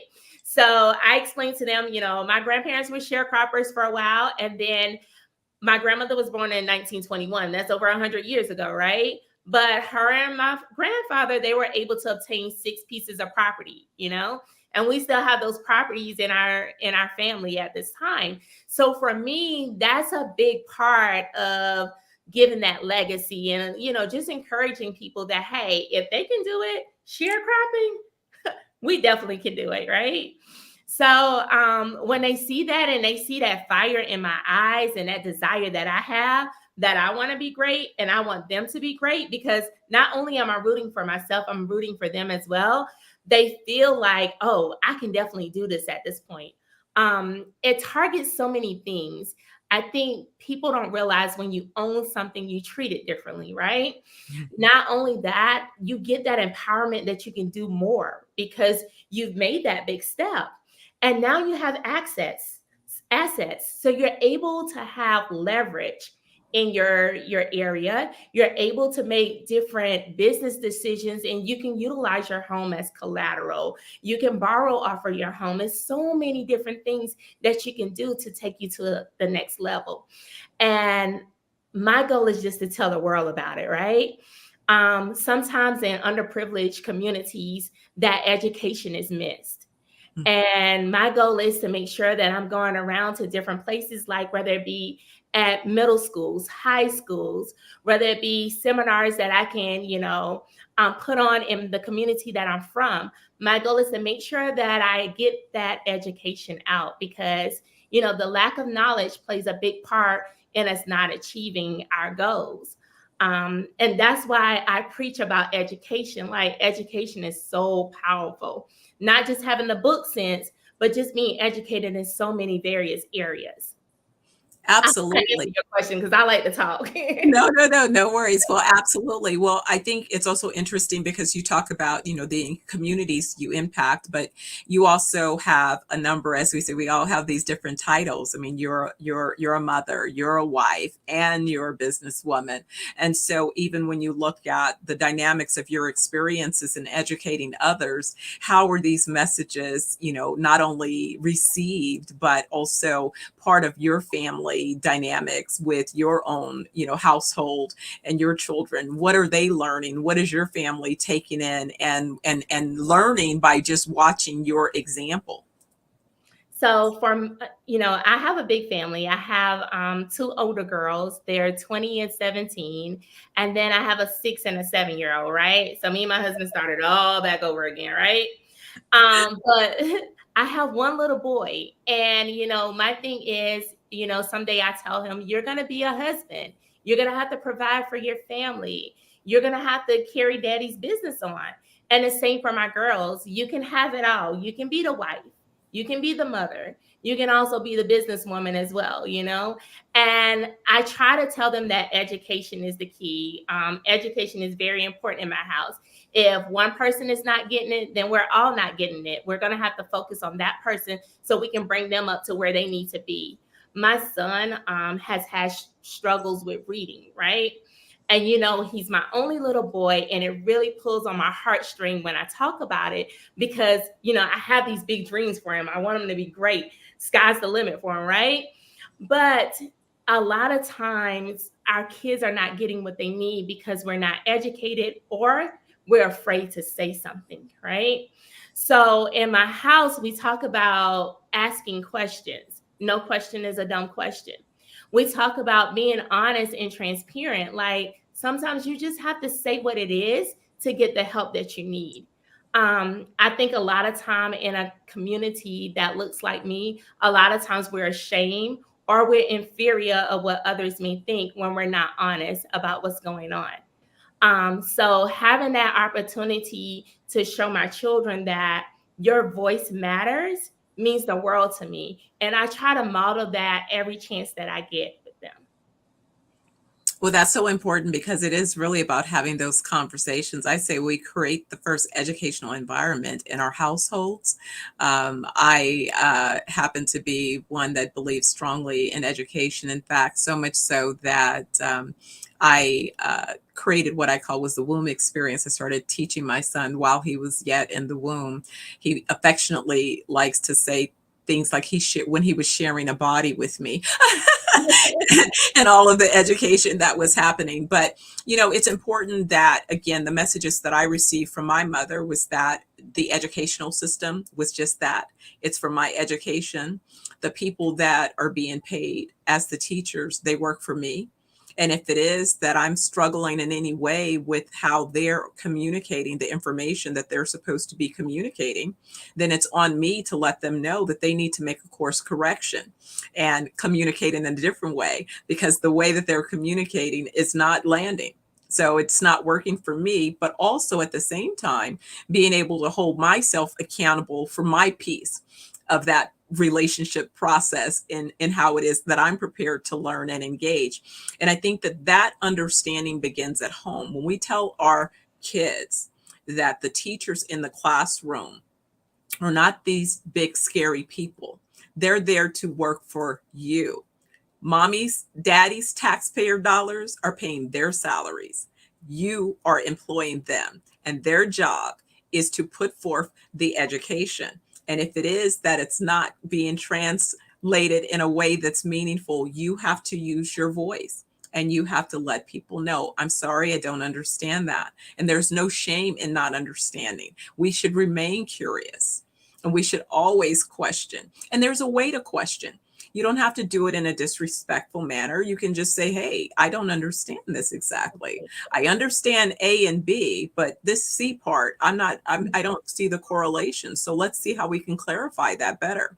So I love that you not only bring into your household and to your family the legacy that your grandparents created and basically helping your kids and then ultimately their kids know about that legacy that was started by your great great grandparents and how you're continuing to build upon that legacy. And I would think that that would land pretty powerfully for the audiences that you're engaged with, because people again look to you from that level of authenticity. So Right. you're living what it is you're teaching. You're not just talking about it, you're living, and you're having that impact on your own family, which Right. demonstrates that this is what you're bringing home. How have you found that in terms of not only your family in that immediate community, but even if you say, you know, your friends, your kids' friends and their families, how are they also sort of impacted, even if not directly, but indirectly by not only the speaking opportunities that you're taking, but the education that you're putting forward? I try to provide a safe space. A lot of times we don't feel safe and we're not in a place where we feel comfortable with feeling our heart, sharing our heart, or even opening our heart.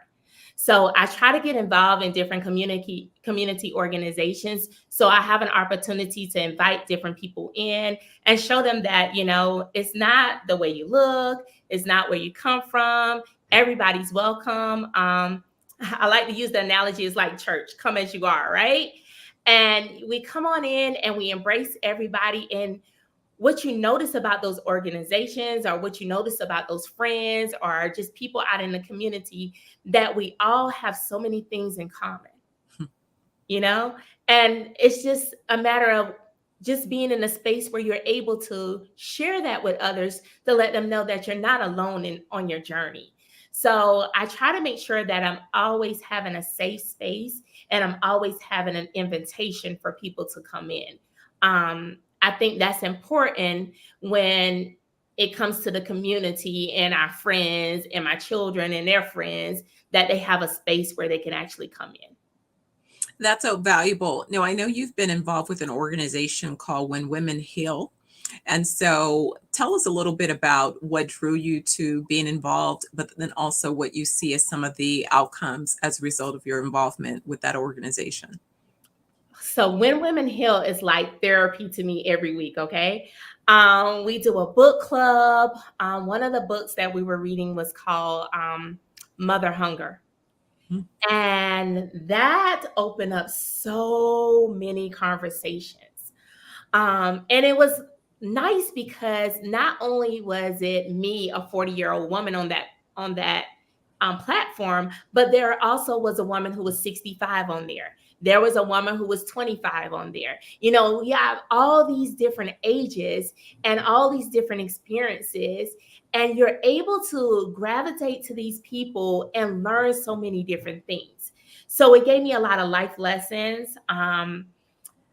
Just one as a side note, it's one lady on there, and she's like my mom on there, right? She's the same age as my mom and everything, right?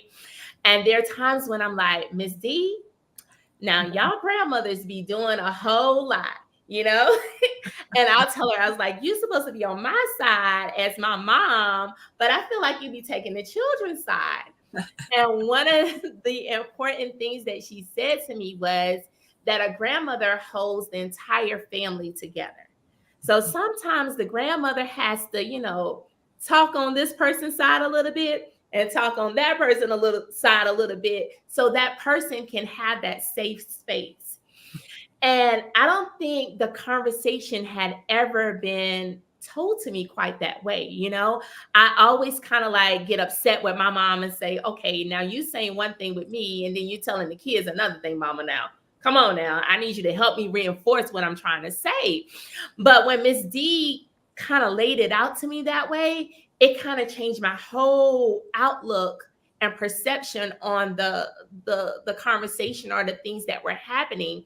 And so having those older women there, even having those younger women there, and I'm sure that I have uplifted her in different ways as well, and talking about the different barriers and the different things that, you know, have been created and how we're breaking those generational curses, gives me an opportunity to just be a better mom, a better person, a better wife, and in the future, a better grandmother, a better auntie, cousin, sibling, and so on.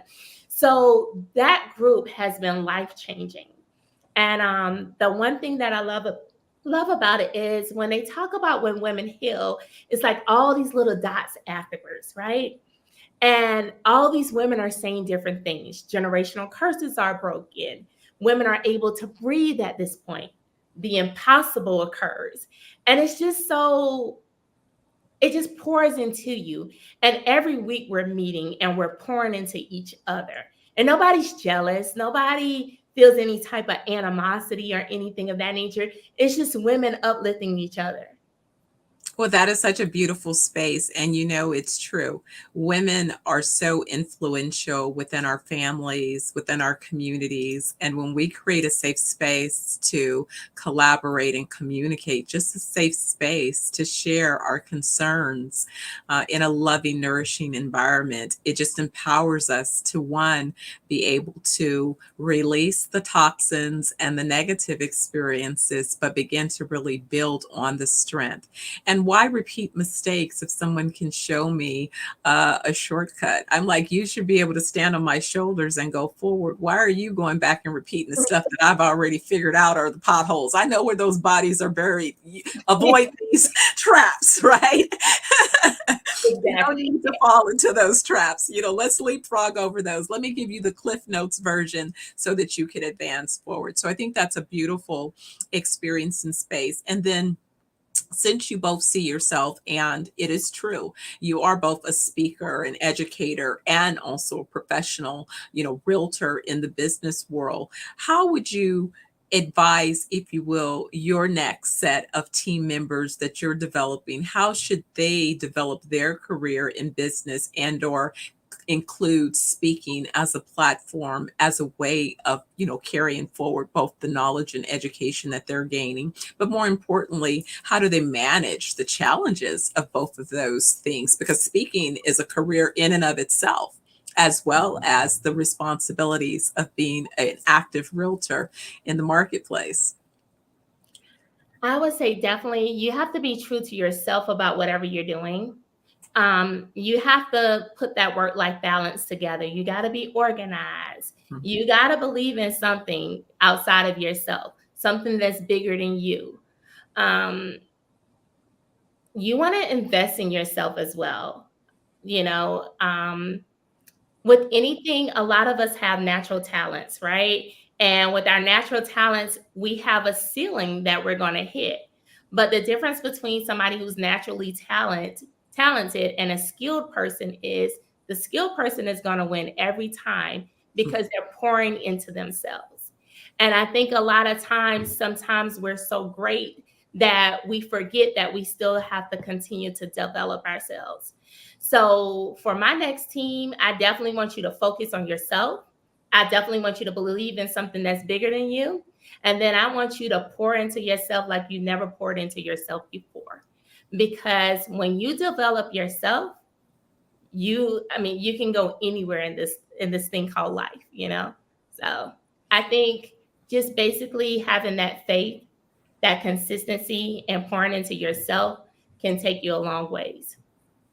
Excellent. So what are some of the things that you're focusing on in terms of your next topics and interests, and as you continue to evolve? If we were to say, hey, let's roll the dice, let's look at, you said 40, so let's go ahead and toss it 10 years down. So it is September 28th, 2034. So what are you doing?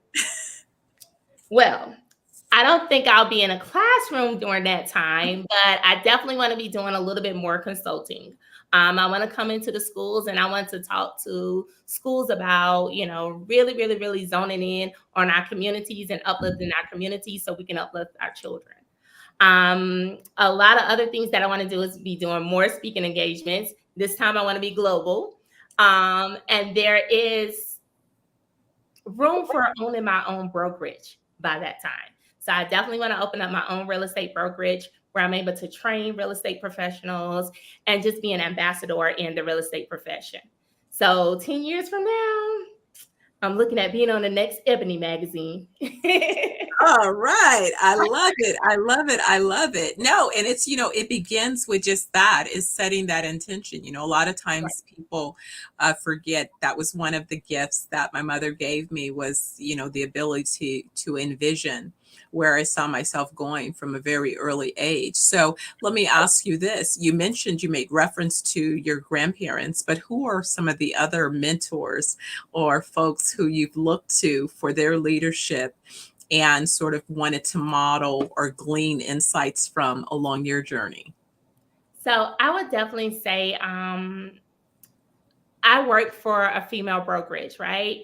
And she's very young. Her name's Olivia Cooley, and she is really, really ahead of herself in the real estate industry. For the last year or so, we have been number one in our MLS. And so just following in her footsteps, looking at how she's navigating different things, looking at her mentorship program and different things of that nature, she has really been a role model to me in the real estate profession. I always look to my mom and my dad. My parents, they always bring me back and make sure that I remain humble. And I'm very appreciative of that, because sometimes I think, sometimes things get to you and you think you become invincible, right? And so, my mom and my dad always remind me of, where my inner strength comes from, and it's not me. And then I would have to say my husband. He's definitely a role model to me. He's always looking at things in a different way. A lot of times as a woman, I kind of lead with my feelings in certain instances, and he's always that backbone that I need to fall back on when I'm not really acting the way that I need to act, or making the judgment calls that I need to make in certain situations. I don't want to say acting the way that I'm supposed to act, but making the calls that I need to make. Sometimes I make calls and I have my emotions involved, and I need to make sure that I step away from that. And last but not least, I would say Victor. I have been coaching with Victor for the last couple months and just trying to get myself out there and really, really, really focus on drawing an audience and really focusing on making sure that I'm giving people what they need, but I'm passionate about it and that I'm doing it in a professional way. So I definitely want to get better at what I'm doing and just pretty much utilize my parents, my different role models that I have in my life to be successful at this point. Well, I think it's an exciting time. Obviously, we have such an exciting election cycle happening here in the US. And then the Harris Walz administration in particular has decided that part of their policies include an incentive to encourage more home ownership. So I think for those in the real estate field, and especially someone like yourself working with homeowners, not only first-time homeowners, but move-up homeowners, or homeowners who have been sidelined looking to re-enter the market. We've seen some positive movements with the interest rates. And so that's created a little bit of interest again. And then also we understand that, again, policy initiatives that may also foster support. What are your thoughts about what may be brewing if it is that the Harris Walz administration prevails? I would guess that even if the Trump administration prevails, that there will still be incentives around home ownership, irrespective of the administration. But I do know that the Harris administration has been saying that this is a big policy initiative. So what are your thoughts as a realtor? Well, I'm definitely looking forward to it. I think it's going to be a lot of different programs available. I think it's going to be a lot of funds available to new homeowners. And so I'm like calling out to all my clients and different people of that nature to jump on, get yourself together so you can be ready when these opportunities come available to you. I think the next year is going to be great as far as real estate goes. It's going to be an opportunity for people to jump on and follow that dream and complete that dream as being a real estate a homeowner at that point, and tapping into real estate. The interest rates are probably going to go down a little bit more. So that'll be great for a lot of us. It'll create more buying power for us. And, it gives us that opportunity to live what they call the American dream at that point, right? So I'm looking forward to all the different programs and different things that will become available so people can definitely benefit from it. I kind of like to use that as my own experience. I'm one of the people who benefited from the Obama administration when he gave $8,000 back for you purchasing a home, right? And so at the time, I was probably like 24 years old, right? Purchasing my first home. And so I explained to people, it was for real. Because, one lady, she was like, I'm not sure if that was real, Ashley. I'm like, I'm telling you, it was real. She was like, they just gave it back to you? They did. And I also had an opportunity to stay in the home long enough so I wouldn't have to pay it back.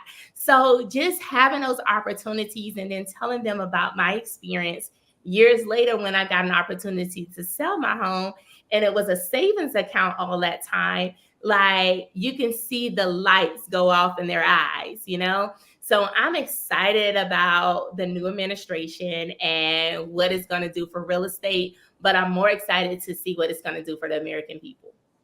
Oh, excellent. And do you notice in your particular areas, where are you based? Where do you focus? Where are you active in real estate?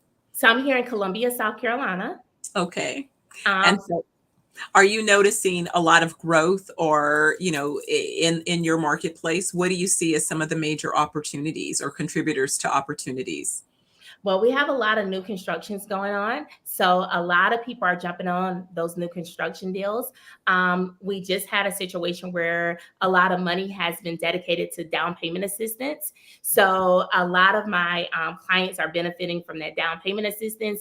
And because sellers are in a situation where they're really trying to sell their homes, a lot of them are more eager to provide closing costs and different things of that nature.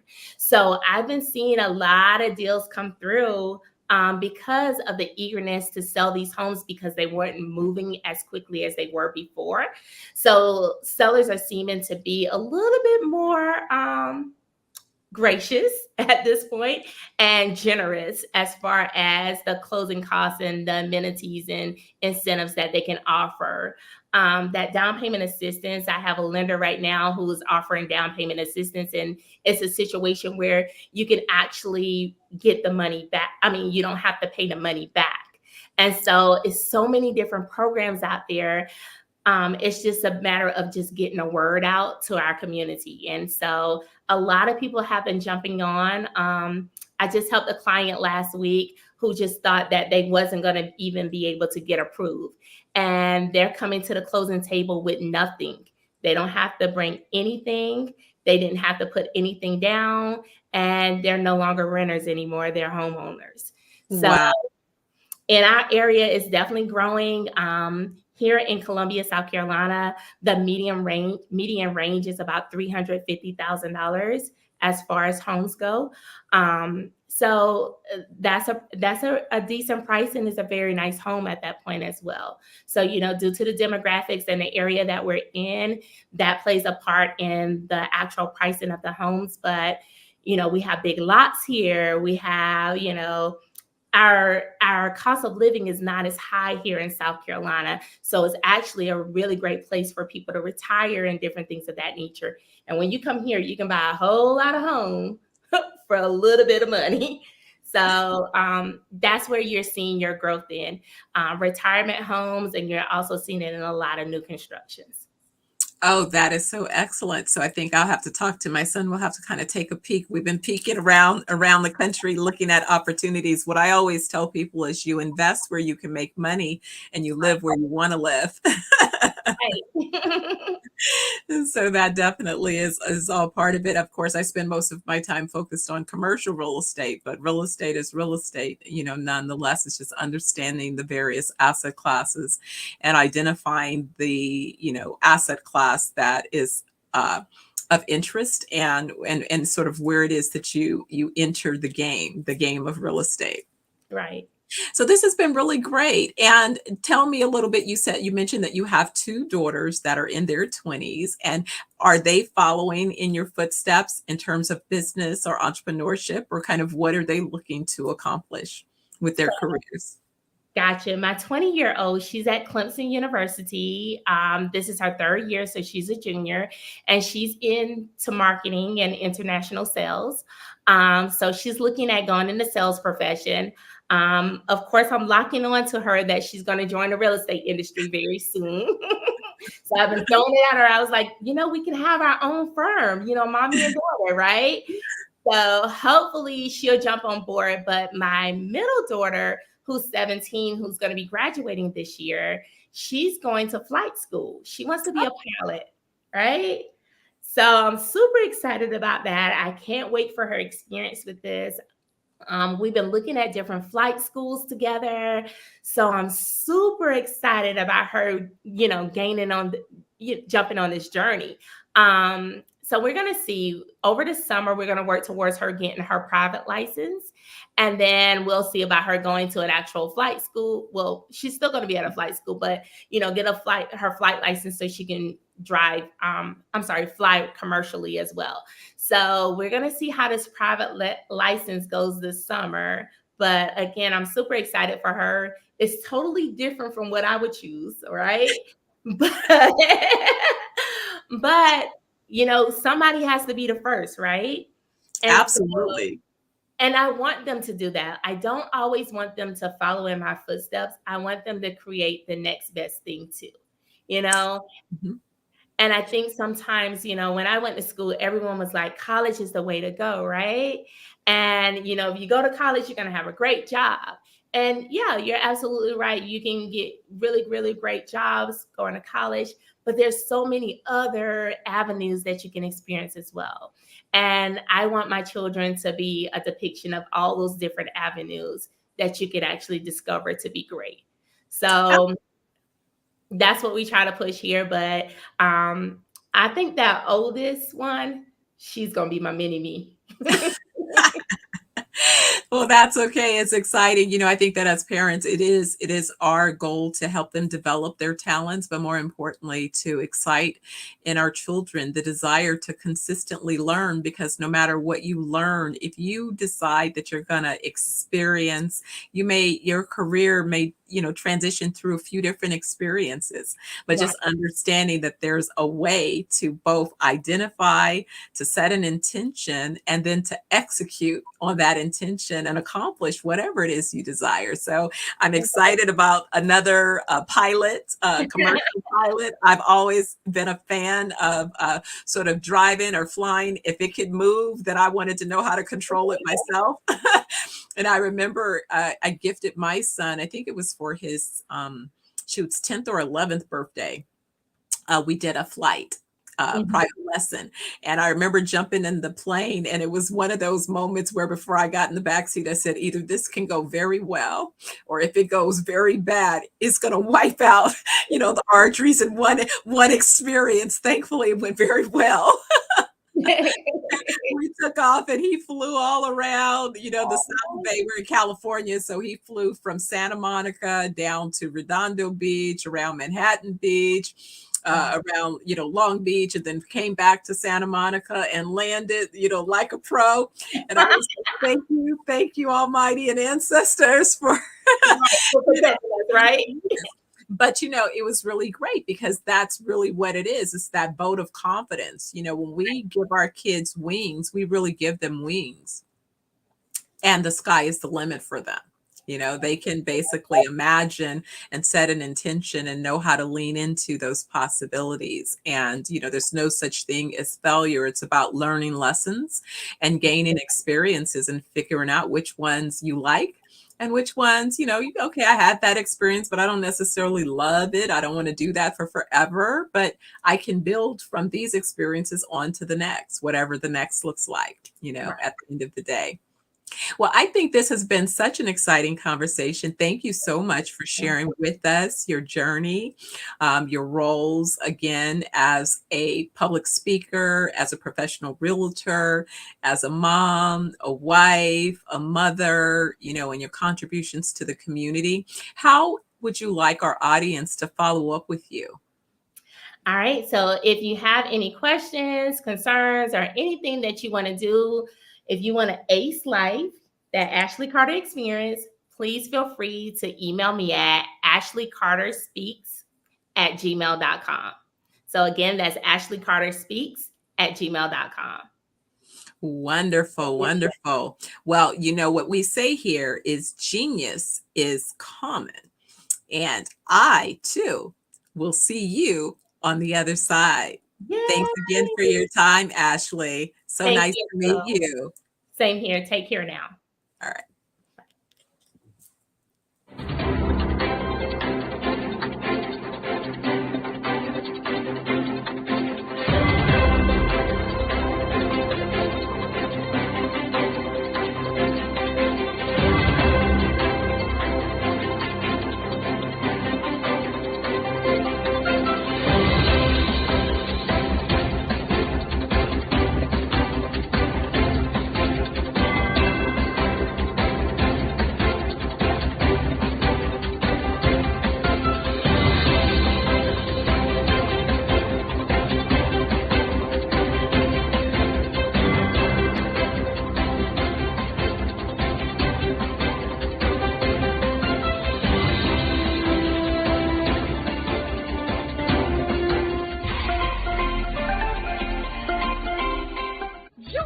Dr. Eric Kelly III and a host of phenomenal speakers from all around the globe for this 7-day virtual event that you don't want to miss.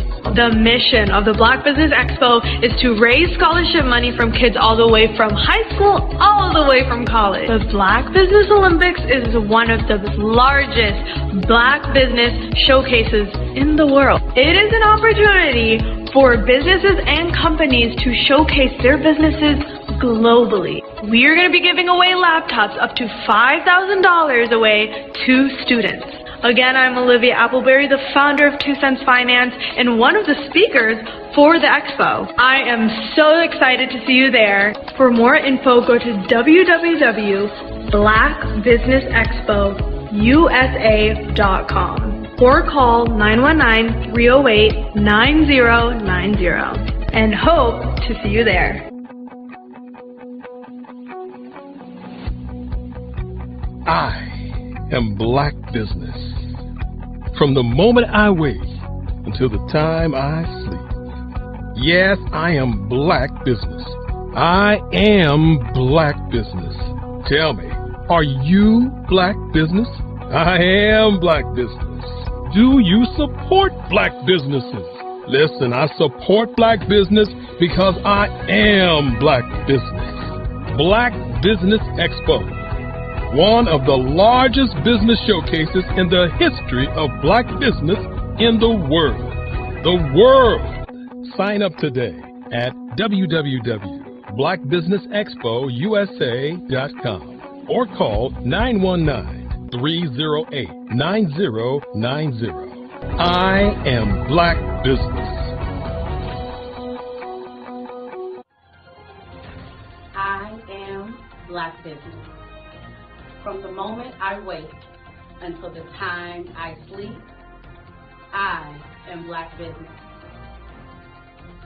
I am Black Business. Are you Black Business? I am Black Business. Do you support Black businesses? I support Black business because I am Black Business. Black Business Expo, one of the largest business showcases in the history of Black America in North Carolina.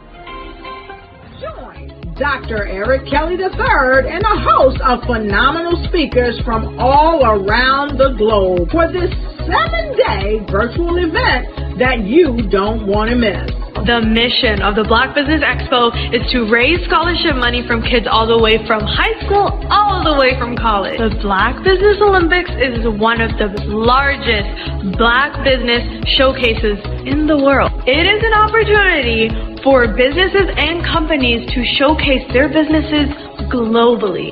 We are going to be giving away laptops up to $5,000 away to students.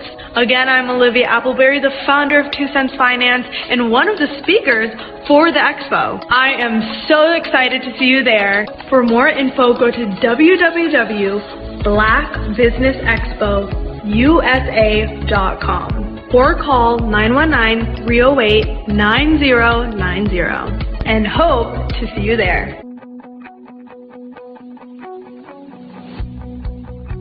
I am Black Business. From the moment I wake until the time I sleep. Yes, I am Black Business.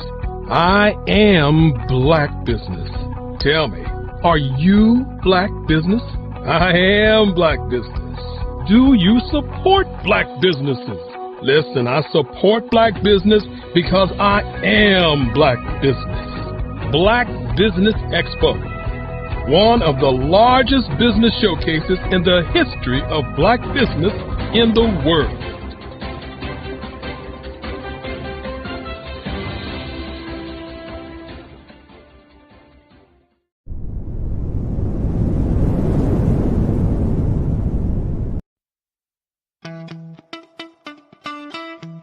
How many times have you been asked to help someone you didn't even know, a student, a business entrepreneur? Or did you ever even ask, where did they end up?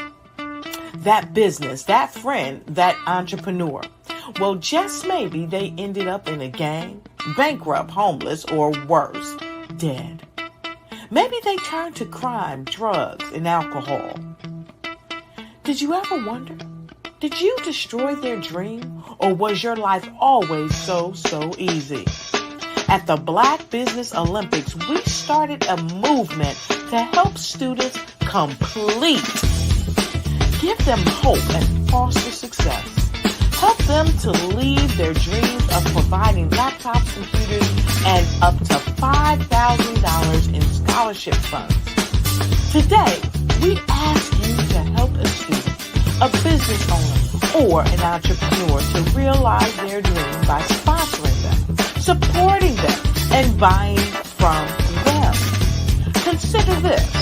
With $1.6 trillion in our Black community, we only ask for a small donation for our students, our businesses, and our entrepreneurs. And you can change a life today. So I ask you, what are you going to do? Sit on the sideline and watch our students in high school be leaders, miss out on their dream from lack of resources? Or are you going to donate to the movement and change their future and yours as well? Give us a call today at 919-308-9090. Change their life by investing with action to the Black Business Olympic Fund. The Black Business Olympics, one of the largest business showcases of Black business in the history of the world.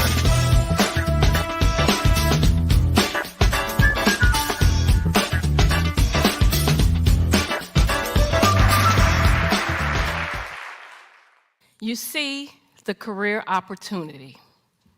You feel it's yours. After all, you're well qualified, but you don't apply. You feel stuck and can't move forward in your career. I've learned as a 10-year career strategist, we must learn how to show up. To show up, we will rise up. We have an amazing resource on this planet, a resource with tremendous potential. That resource is us, women. Far too many of us, when we want to rise up and advance in our careers, we hit an invisible barrier. It's called the glass ceiling. And when we do make it through the glass ceiling, chances are we're more closely scrutinized than men. As women, we face more barriers to promotions in many organizations. However, I've discovered the biggest barrier, believe it or not, is ourselves. As women, we often hold ourselves back.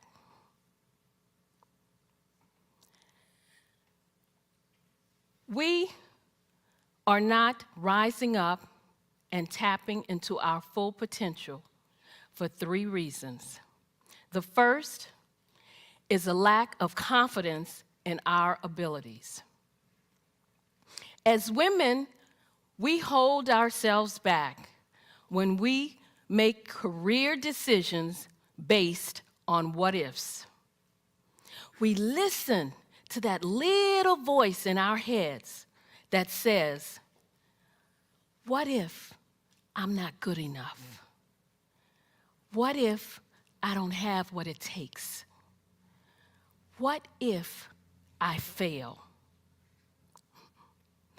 An article in the Harvard Business Review says, men will apply for a position when they meet only 60% of the requirements.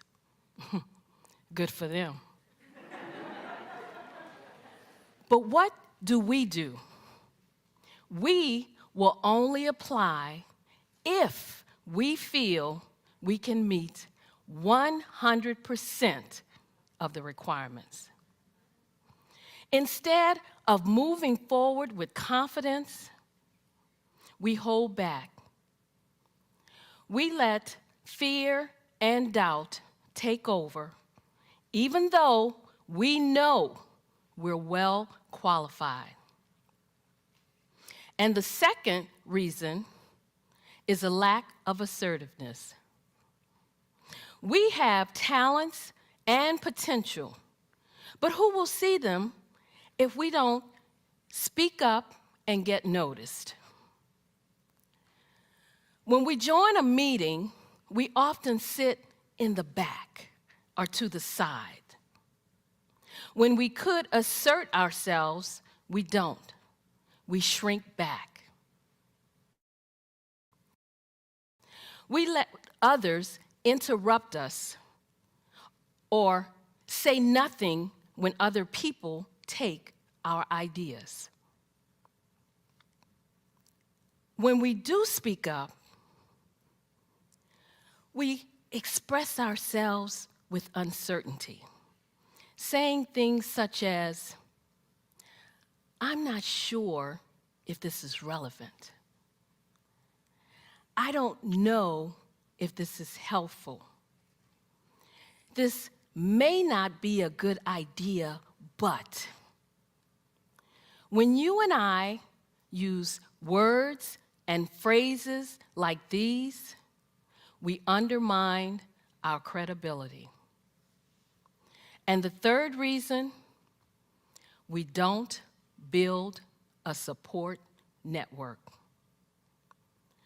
My friend, Kim, applied for a position.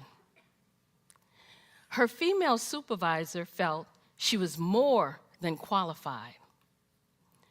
But the supervisor would not give Kim a recommendation. The supervisor felt it would look too much like favoritism. To me, this just looked like one woman who would not reach back and help another woman. If we want to rise up, we must learn to support each other. We need to show up to rise up. Showing up means taking responsibility for your own career path. It was 2005, and I had a comfortable job as an analyst working for the US government, but I wanted more. A supervisor's position opened up, and I submitted my application. I tried to find out as much as I could about who was applying, what were my chances. I discovered that 2 men were applying for the same position. I also discovered that neither of these men had the qualifications that I had. But I was optimistic because one of the women on the interview panel told me that she would support me. So I walked into that interview room well prepared. I answered all their questions. I aced that interview. 3 days later, I was told I wasn't selected.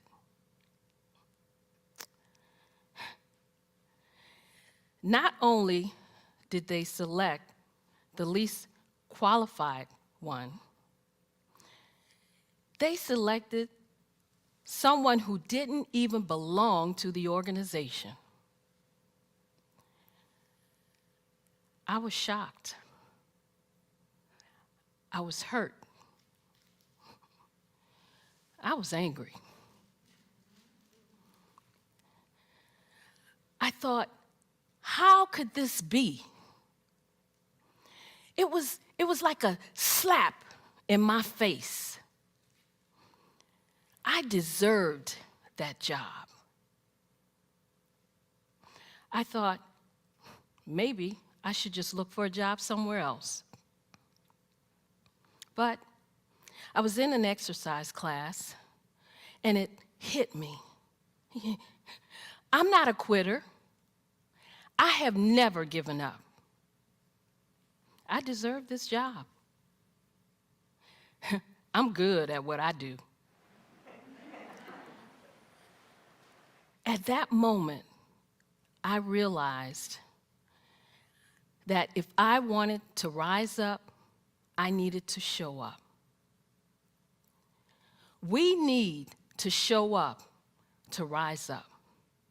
Showing up means taking responsibility for your own career path. And then it happened. The man they hired quit. And the manager asked me, the more qualified one, to step into that position. I did. I showed up and I rose up in my career. Having worked with hundreds of women over the years, I know there are 3 steps we need to take to show up. The first is to build confidence. The second is to be assertive. The third is to build a support network. When we follow this 3-step process, we will show up to rise up. When we rise up and tap into our full potential, as women, you and I will contribute more to our organizations, more to our families, and more to our communities. When we show up to rise up, everyone wins.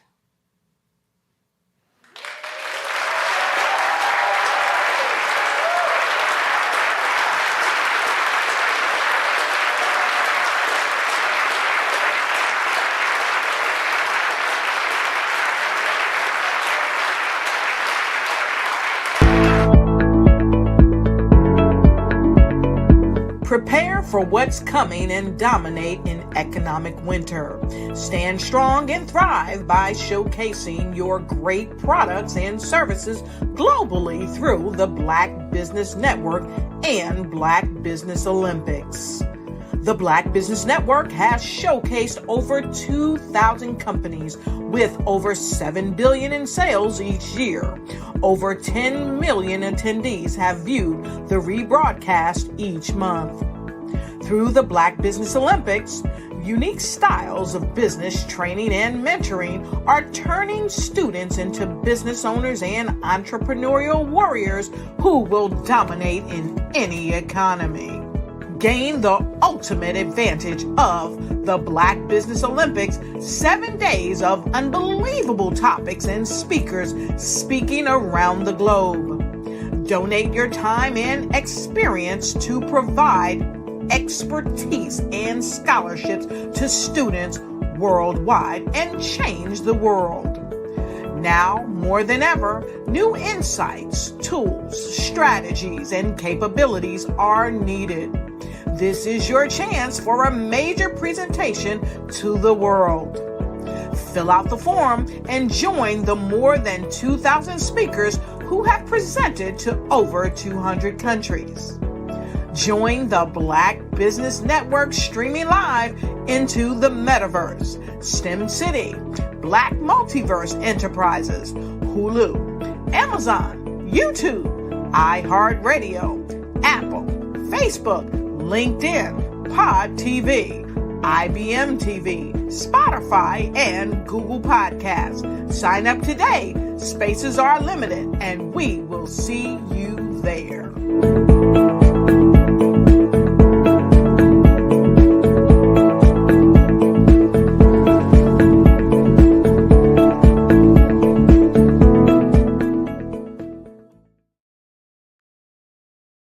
Artist to me is a creative expression of something from nothing.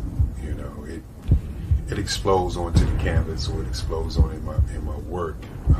One of the things that I try to do more than anything is I try to just give the lines and the movements and emotions and expressions into to what I do. Art really means to me a chance to express how I feel deep down inside. Most of my art begins as a thought that I might have, you know, whether it's sports, whether it's history, whether it's a woman or a man. It pretty much starts as an idea of thought before I get into the actual image of what I'm going to draw. I do a lot of historical pieces. I was a history minor in college, and I love to do history pieces.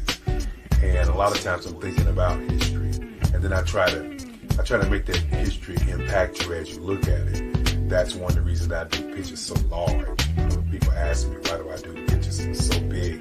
And I tell them, I want the piece to impact them as they're looking at it, to kind of dominate them, dominate their space.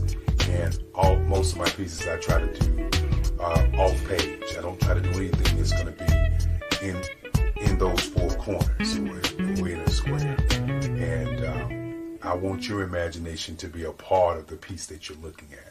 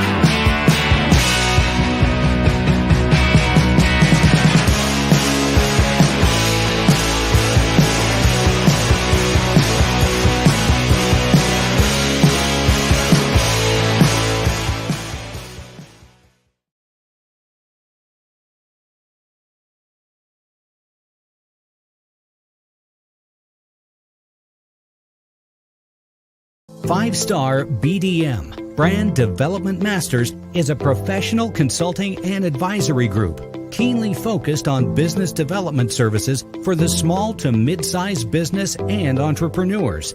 Although every business is unique, they often share business development challenges that can be addressed through smart branding. Services include process improvement and operations, digital strategy and transformation, business intelligence, digital marketing, and personal branding. Our business and personal branding company has helped a number of professionals and organizations to optimize and grow.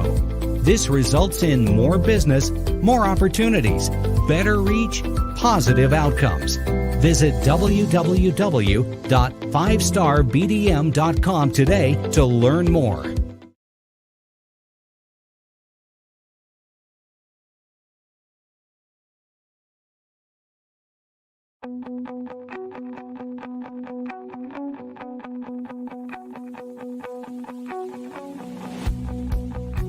I am Black Business. From the moment I wake until the time I sleep. Yes, I am Black Business. I am Black Business. Tell me, are you Black Business? I am Black Business. Do you support Black businesses? Listen, I support Black business because I am Black Business. Black Business Expo, one of the largest business showcases in the history of Black business in the world. The world! Sign up today at www.blackbusinessexpousa.com or call 919-308-9090. I am Black Business.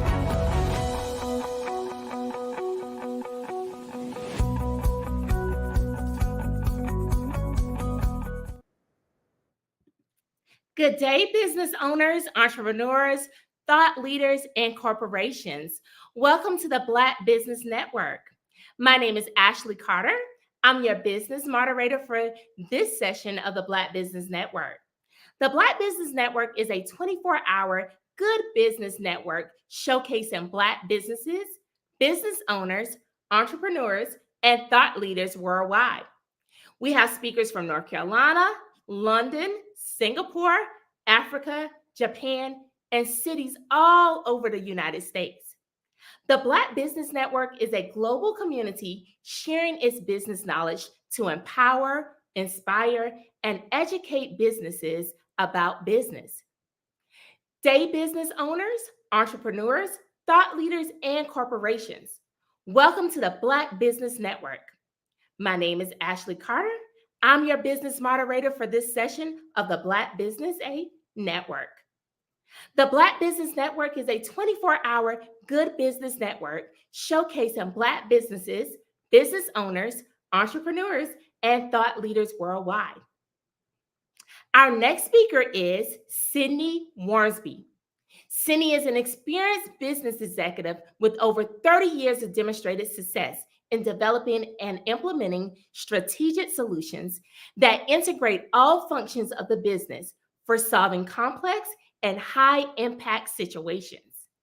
He has proven results in leading and coaching teams for business startups, business turnarounds, and transformations, new product development, and implementation of Six Sigma and total quality management techniques. The diversity of his career roles and experiences put him in a truly unique position to be able to identify, understand, and resolve business issues from every perspective. Hello. How are you? Sydney, tell us about the name of your business. Well, my business is name is Juertis a Decus, which is Latin for excellence and distinction. So I named each of my businesses I've named in some way to honor my parents. And for this one, it's about the way that they raised me and raised us, me and my siblings. In terms of, my dad was military, career military. So there was a big thing about, honor and discipline and kind of work ethic etc. And so the word Uertis can be translated either honor or excellence. And so I use excellence because that's what they taught us, that you always had to be the best. If you're going to be a street sweeper, be the best street sweeper. You know, you've probably heard all those, monikers, etc. And so the excellence, and they always taught you'll stand out. You know, that if you do things right, you'll stand out. You'll distinguish yourself from everyone else. And that's what I try to do with my clients and within the business. You know, so it's about me helping them identify excellence in what they do and what their vision is for their organization, so that they can distinguish themselves from the rest of the competitors in their market and segment. So I use that as my business title. All right, you got it. So what do you do in your practice to help businesses? So I call myself a business growth imagineer, which basically means this. I help founders and CEOs, business presidents, heads, etc., to implement the processes and systems that generate reliable, dependable growth, using the concept of small change to big things. That tries to focus them on what's critically important, and that typically leads to doubling their profits in a short amount of time. Typically, doubling their profits in less than a year. All right. So growing a business and doubling profits seems like a big and daunting task, is it? It's not as hard as it sounds, because typically what we do when we're managing our businesses is we kind of deal with what's right in front of us. And so we get that tunnel vision, head down, nose to the grindstone kind of behavior. And that leads us really to firefighting and rat killing. Something's urgent, it sticks its head up. We're like, oh, there's a rat, gotta go kill it. Oh, there's a fire, gotta go put it out. And so we lose sight of where we're really trying to go or what our vision truly is, and therefore we're not doing the right things. And so there's a whole concept of, are you doing the right things or simply focusing on doing things right? And if you're really going to grow and transform your business, you got to do both. You got to do the right things, and then you got to do them right. But if you're doing things the right way, but they're the wrong things, you're not going to be making any progress. And so doubling profits is really not as hard if you stay focused on where do you want to go first and foremost, where do you want to be? And then second, what are the things that are going to drive me to be able to achieve that? And let's stay focused on those things and spend our time and manage, the processes that are going to drive those kind of results. So I got you. Now, one thing I know is that you talk about using the concept of small change to big things. Right. What does that mean? And how did you come up with this concept to use with business owners? And why do you think is the best approach? Okay.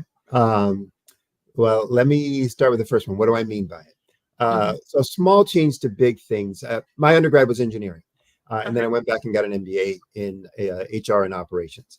And so from an engineering technical perspective, and when you're working in operations, especially in manufacturing, which was my first growth, I did a lot of work in statistical process control, quality assurance, techniques, Six Sigma, et cetera, et cetera, et cetera. And one of the techniques that you used is a technique called experimental design. And experimental design is used really with a lot of research scientists when they're going to design experiments to try and determine what's really critical in terms of this system or this process that's going to drive the outcomes that I want. What are the key variables, and then what is the correlation of those key variables, to success? And so it helps you to, synthesize down to here are the things that are going to make that outcome happen. The other concept is, continuous improvement, which really focuses on this, systemic, cyclical, approach to, I'm going to identify what the gap is between where I want to go and where I am, and put a plan together for how to achieve that, implement that plan, and keep verifying where I am and keep that iterative cycle going. So this concept of small change to big things, I combined those two concepts into the approach that I used when I was working corporate to say, okay, first and foremost, I need to understand what's key and core about, whatever business I'm running. And then what are the changes and process systems, behaviors I can make that are going to drive that change. One of the things I did with that, because of the diversity of my industry experiences, I started discovering that every business was the same. Where you're going to get your growth only comes from 5 areas. And so, and that's just true for any business, any industry, any phase or stage of their development, no matter how long they've been in business, and no matter what geography they're working in. So if you're a business, for profit or not for profit, you only get growth from these 5 areas. And the 5 areas are getting more leads. So how do you identify the people who might be interested in what you do and need what it is that you do? Converting those leads to actually paying customers, deepening the relationship of each of those customers through a process of more transactions, and then identifying value proposition. So how can I improve and increase my value proposition so that I can garner a higher price? And the last but not least is, driving down expenses so I can really deliver more of those revenues to the bottom line or profits. So all growth from all companies come from those 5 areas. And so I discovered that in, all of my, work in all of the industries I was, working in. And then what I used was that concept of continuous improvement, just to say, okay, if that's where all growth comes from, then what are the processes, what are the specific tactics and strategies in each one of those areas? And so I use the combination of those 2 things then to help business owners identify for within their business, what are those key strategies? What ones are they working well with right now? And which ones are they not doing well with? And, they're probably, for what I use, 40 different strategies in all 5 of those areas that I can work with a business on. The first year, I usually keep that down to about 12, because otherwise you get overwhelmed. There's too much and there are some things that a business will be doing well in, some things they won't. And so I help them identify, here are the things that you're doing well. Here's some improvements that we can make in that. But here are some things that you're not doing at all, or you're doing poorly. And we need to make some adjustments to that, et cetera, et cetera. But the key piece is, even with small changes in each of those key areas, I'm talking about a 1 or 2% improvement in each of those areas, because they're all linked and interrelated.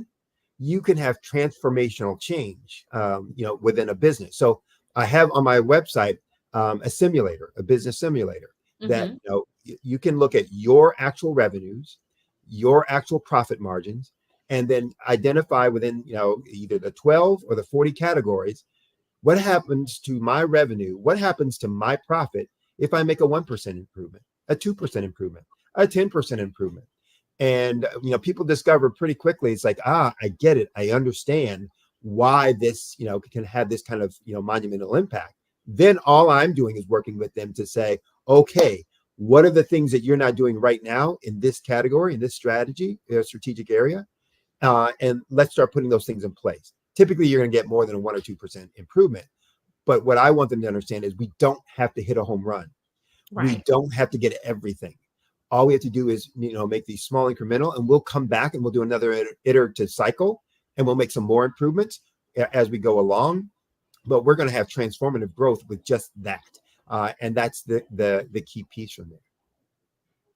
Gotcha. So that attention to detail and that engineer design process plays a big part on how small change to big things come into place that you're emphasizing. Absolutely. And the other piece, to this, Ashley, is that I want business owners to understand that they are empowered without anything else, that they are sufficient as they are. They're enough to make this stuff happen. Because when I start working with most businesses, and I ask them, where are you right now? What are your big opportunities, obstacles, what do you feel that you need to, do to get to where you want to be? I started hearing things around, the things they don't have and the things they're waiting for. I need to get more cash, loans, capital, et cetera, so that I can do the next thing. So I can do more marketing. If I just did more marketing, then if I could buy more Facebook click ads or Google ads, then I'd have all the business I want. I'm good. Let's go. But I don't have enough money, so I need to get a loan, and I can't get a loan. or I need to buy this equipment. If I just had this equipment, then I could do the X, Y, and Z, and then I'd be off to the races and da da da. But I don't have that equipment, so I'm waiting until I can improve my profits so I can buy that equipment. Well, that's never going to happen. And so what I want them to see when we're talking about changing process, procedures, and behaviors, that those things cost no money. It's about what you're going to do to change and what you're going to do to have your team change if you have a team. And so it helps them to feel empowered that says, I can do this, boom, and get the results that I want. Because I'm, doing this on process and behavior and procedure changes, I can implement them like that. I don't have to wait for anything. I don't have to wait for a loan to get approved. I don't wait for my profits to get better somehow miraculously. I don't have to wait for a piece of equipment to come in. I can do that today. And when I can implement something quickly, I can start seeing results quickly. And when I start seeing results quickly, then I can start having impact, over in my entire business at that point. So that's the big piece around this. So when I'm working with my clients, I tell them, look, we're going to make these changes and improvements, but I'm not going to tell you at any one point to spend more money than what you're doing now. I'm not going to ask you to buy something more, spend more. We're going to talk about the process changes that we can make, et cetera, to make this stuff happen. So you basically talked about the mindset in these process changes and the little things that they can do to make a big change. So does all of these ideas about growth relate to all businesses in all industries? Yes. Again, every business segment, every industry, every phase. So I don't care whether you're a startup, don't have a dollar or a dime of revenue, or whether you've been in business for 30, 40 years. I don't care what geography you're in, that you can be in a small podunk town. You can be, in the biggest city, in the world. You can be in any continent. You can, so it doesn't matter. Business is business. The business of business is the same everywhere. And therefore, these 5 growth areas are the same for all businesses. And so these strategies work across the board. Right now, I'm working with a beverage manufacturer out on the West Coast. I'm working with 2 different tutoring companies that have tutoring businesses in very different segments.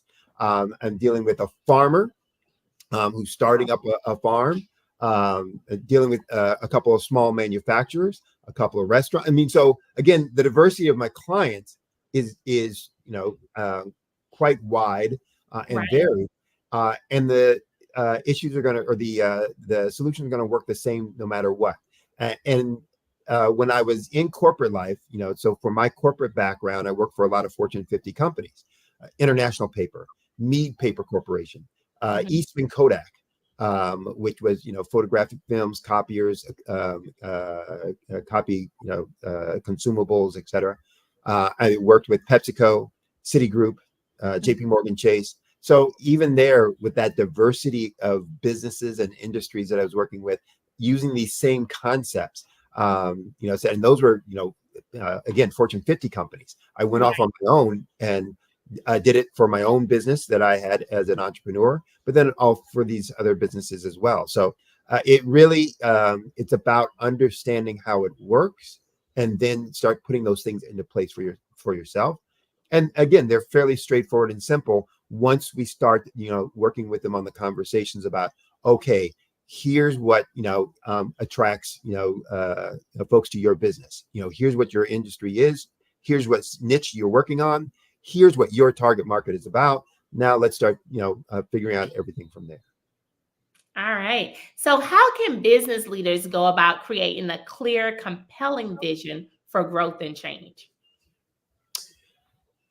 Well, probably the best way is first for them to be clear on where they want to go. And that sounds simple and trite, but you'd be amazed at how many business leaders and owners just have the idea that they want to, they're going to be in this segment and they want to be rich and have leisure time, but not really focusing on the details of what does that mean for them.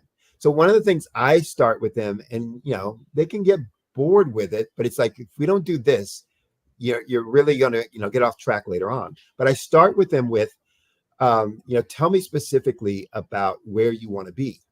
And I have two techniques that I use. Sometimes I use them both, sometimes I use one. But one is the five senses. So tell me about 10 years from now where you want to be, and use all of your senses to describe it. What does it sound like? What does it look like? What does it smell like? And if there's a taste to it, what does it taste like? What does it feel like? I want you to go through all of those things, because if you can start getting to that, then you're really understanding. You're there. You're putting yourself in that moment to say, in the future, here's what I want to. Yeah, and I hear the if you're a manufacturer, I hear 15 machines going at a time. I hear the phones ringing in all my office. I hear people running down. I hear this, but I also see. I smell. It's all that stuff. So now it becomes clear to them, like, that's what I want. And if they can't do that, they start understanding. It's like, I really don't know. Right. Okay, well then let's get there. Another technique I use is, describe your day. It's 10 years from now. It's 15 years from now. Describe your day. They go, oh, okay. Well, I come into that. No. Talk about from the time you woke up. Okay, well, I got it. No. Tell me how you woke up. Did your alarm clock go off? Did you just wake up on your own? Right. What time did you wake up? You start going through that, and then you start getting an idea as an individual then, what kind of day am I having? And what does that say about what I'm doing and what's going on? And, then you can, again, start getting a clear picture of, here's where I want to be. Here's what I want to be going on. Now, let me figure out how to build that, how to make that picture now a reality. So once you've done that, then you start working on the business piece and saying, okay, if that's where I want the business to be, then it's just deconstructing. Okay, let's, what's the step right before that? What's the step right before that? Until you get back to today. And then you say, then these are the things that we need to do. Here are the milestones. And now let's start moving forward. Gotcha. Well, you're absolutely right. That mindset plays a big part of your everyday routine and your growth for your business. So tell us some stories and examples of change management projects that have gone right and change management projects that have gone wrong. Like, what were the key differences between them? Oh, well, the key differences, I'll tell you. Well, I'll save that for the last. I'll talk about ones that went well. And you know what? I'm going to use myself. Okay. So I'm not going to use any of my clients, because that wouldn't be fair. They're not here to, to defend themselves. Right? That's right. So I'll use myself. Boom, boom, boom, boom. One that went poorly. And by poorly, yes, it started off well, but it kind of stalled. And to protect the innocent, I won't give names and a lot of detail, but I had a business that I was supposed to be managing, leading, works on, taking over this operation organization. That was a transformation. It was a change in business transformation. They were not performing well, and I was coming in to turn that around. And did my normal thing of looking at all the reports beforehand, the financials, identifying what the issues were before I ever stepped foot in. Kind of knew what the issues were going to be, yada yada yada. But when I got in there, started making those changes, and poof, first 2 years, just like clockwork, just like I planned, here we are off to the races, etc. But it stalled because I never got my group of loyal lieutenants in place. And one of the things I talk about in change management is you have to build a team of loyal lieutenants who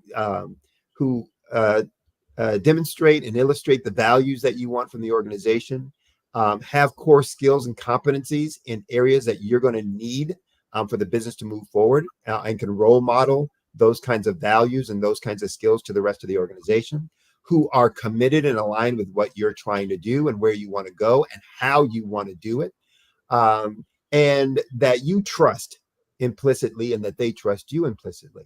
Well, there's where it started falling apart, because I had folks, in those roles, but I could never find a complete team that, one was completely aligned with what I wanted to do. I always had to keep, kind of overseeing them and staying close hand. And the logistics of the business, because it was over several, several regions within the country, was difficult, in terms of being, present, in the time frames that I felt I needed to do to really have it continue on. So I was able to, in that first 2 years, take it from being not profitable for the last 8 years, and actually for all the time that I had reports to show, it had never been profitable, to being profitable at the end of the first year, and actually showing growth for the first time since that group had been formed. But it stalled at that point. And, I looked back on it and said, it's really around having that leadership team who could have now taken it to the next level, based on some things that we needed to do. One that went extremely well, a similar situation where I was asked to turn around a business, did the same kind of assessment. When I took over this operation, it was within the organization I was in, ranked 134th out of 138. So out of 138 business units in this, mine ranked 134th. And they said, here you go, Sydney, do something with this, right? And I love those kind of challenges, et cetera. And at the same time, it was poised to grow and forecasted to grow, from, about 10 units to almost 40 units. Well, actually, it was poised to grow to about 25. I ultimately took it to 40 units. So it's both a turnaround and a growth at the same time, with a pretty poorly performing team, but came in and did the same kind of stuff. Okay, here are the structural things that we need to do. That's going to grow. That's going to, get cost and controls. That needs to get more accountability within the team. Pulled my loyal lieutenants together. But it had to go outside the organization really to get all of the loyal lieutenants that I really needed, for what I was trying to do. But because I was able to get that team together, we took that from 134th to number 2 within 3 years. Actually, it was less than 3. It was about 2.5 years. So from 134th to number 2 in 2.5 years. All of a sudden now we're not only the changes that we're making, we're getting lauded at the national annual meetings. They're sending teams in to look at what we do. They're now changing the entire business or operation, to implement the things that we're doing, system wide, and some changes that we had made system wide. My folks are getting promoted and sent out to other markets to kind of implement the same kinds of things, et cetera, et cetera. So that was key to success there. And what was the difference between those two? It was in the loyal lieutenants group. Every other thing, my ideas, my strategies, my approach was all the same, but I didn't have that loyal group of lieutenants that I could then disseminate, responsibilities and delegate responsibilities to, who were really aligned with what I was. So I was then limited to how much and how fast I could get around to them to oversee them. And the one that didn't go as far installed versus the other one, I could simply say, okay, you guys get it. You understand what I'm doing. Here's what we need to do next. Here's the milestone that we want to reach. Make it happen. And they were, committed to making those things happen. So they were a much higher performing team. And therefore, we had the results and successes that we had. And I tell folks when we talk about change management with them, there's these 8 factors that I talk about. And a loyal lieutenant, having that group of loyal lieutenants is going to be indispensable. I hesitated at using the word, but it's indispensable. If you really want to get to where you want to go, Right. You're not going to get there alone. And you're going to stall out at some point if it's all based on you. And so you got to do whatever you can. And the sooner you get that team in place, the more impact that you're going to have and the faster you're going to go along. I agree with you. We all got to be dreaming the same dream in order to get there, right? So you're absolutely right about that. Absolutely right about that. And that's phenomenal. Like taking that team from 134 to number 2, like hats off to you, Sydney. Like that's incredible. Yeah. But it's the same things that I'm doing with, and that's the important piece for people to understand. Mhm. If you're using the right, systems and approach, et cetera, that can happen in any business, any Right. industry, in any segment. And I think that plays a big part, what you said, utilizing the same systems. It's not the system that's broken. It's what we're trying to actually do and implement the system. And if we're doing what we're supposed to do and we're using that system to the best of our ability, then we can take it to no ends at this point, right? Yeah. So Go ahead. All right, so I was going to say that one of the things that I do, there's a concept around change management of organizations that says you got 90 days. You got 90 days to make a culture shift in that new organization that you're taking over. And so I create a 45-day plan that says, here are the things I'm going to do in the first 45 days, because I want to make sure it's well on the way to accomplishing what I want to get in that, in that 90-day time frame. So in that first 45 days, it's mapped out. Here's what I'm doing. And no matter what business I'm going to, no matter what kind of industry, no matter what kind of phase or stage, I'm doing the same task. The answers will be different because it's a different business, a different organization, but the task will be the same. And so it's similar when I'm working with my clients. The process is going to be the same. The tasks are going to be the same. It's about then what answers come out of those tasks when we're working together on that, so that the solutions are right for that business. But the process steps will be the same no matter what business or no matter what industry that we're working in. And that's, again, an important thing for folks to see, for folks to understand. were you there? Were you able to hear me? I did not. I said one last thing. How can people get in contact with you? The best way for them to reach me is probably through my website. The website is solutionswithresults.com. Again, that's www.solutionswithresults.com. On that website, they can do several things, but one of them, they'll have my phone number. It'll have my email address, but it will also have a Ask Sydney page where you can click on that. And you can send a message to me about any issue that you have with your business, and I will respond to that specific issue with, a specific answer, for you to use and implement, et cetera. That will come, directly to me, et cetera. So, and I'll answer that within 24 hours. So, either one of those, is probably the best way, and the simplest way for people to remember. All right. Well, again, Sydney, I want to thank you for speaking with me today and just giving your overview of businesses. And I want to say to you, genius is coming, and I'll see you on the other side. Take care. All right. Bye-bye. Have a good one. Bye. Phenomenal Tanya T. Wise, who is here from the great state of Maryland.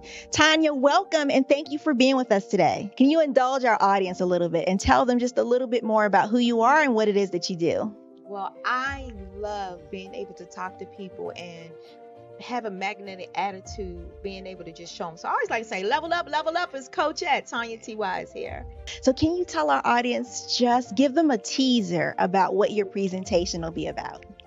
So my philosophy is that we should all be living our dream life. So tomorrow I'm going to talk about how you start living your dream life. What are some of the things that you thought about in your childhood that you just kind of let go and dormant? Wow. And I want to reignite that and just give you some pointers and some tips, some tools, some strategies to be able to start living your best life now. And guess what, Rhonda?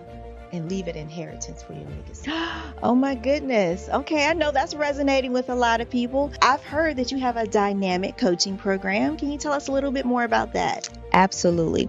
So our coaching program help people that have the lack of time, that lack strategies, and lack the confidence to go after their dream life. So we help them implement tools, we help them implement strategies, as well as give them resources so that they can live their best life now and leave that inheritance. Wow. Oh, I love that. I love the leave the inheritance part. Listen, you are dropping some major nuggets, and I know a lot of what you're saying is resonating with a lot of people, but I think we're all curious. How did you even make this transition into the speaking and coaching arena? What's the story behind this? So I started out in finance, and I realized that a lot of people don't necessarily go after their dream life because of the lack of finances or the education behind finances. But it wasn't until I lost my firstborn, my only son, that life changed for me. And where I was going after it all, living the corporate life, hit my 6-figure income, and living in my dream house with my dream man, driving my dream car. I nearly lost it all when I lost my son. And so I realized it only takes one financial catastrophe that can change your entire life. That's what made me start All New Beginnings. Because no matter what's going on in life, there's a new beginning. And because of that, we develop a program called Wise Minded. My little slogan is, don't just dream it, let's live it. If they want to connect with you or work with you, what is the best ways for them to be able to do that? Well, for my social media guru, you can connect with me on every single social media platform as Tanya T. Wise. It's designed to help business genius.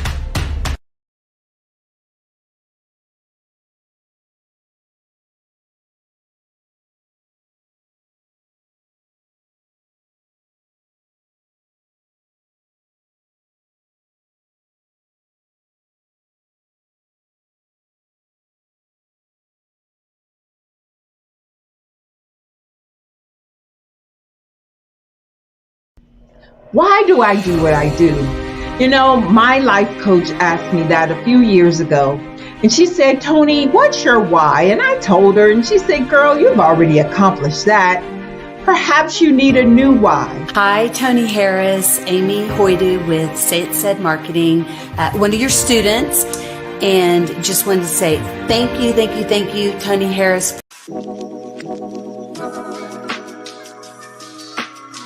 The African company and the African CEO is making a conscious decision to bring on someone external to the continent versus bringing on someone who is from Ghana or Kenya or South Africa. And so the skill sets of the people that we take through our executive leadership training program and ultimately on the placement, obviously have to be extremely high caliber.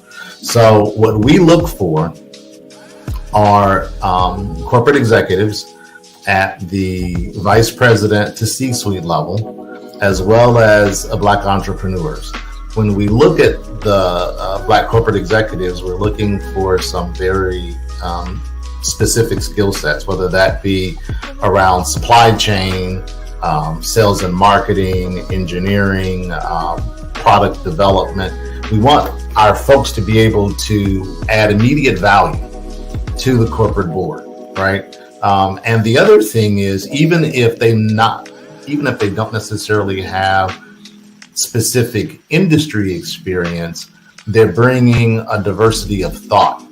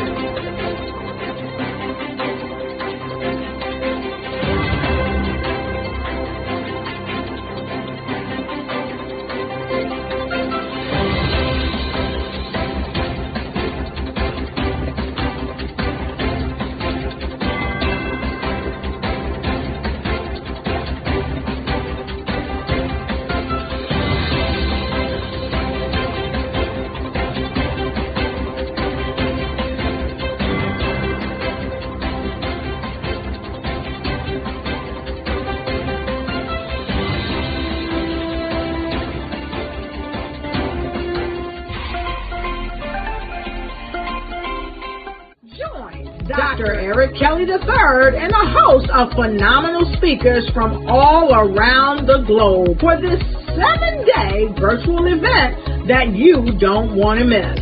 The mission of the Black Business Expo is to raise scholarship money from kids all the way from high school, all the way from college. The Black Business Olympics is one of the largest Black business showcases in the world. It is an opportunity for businesses and companies to showcase their businesses globally.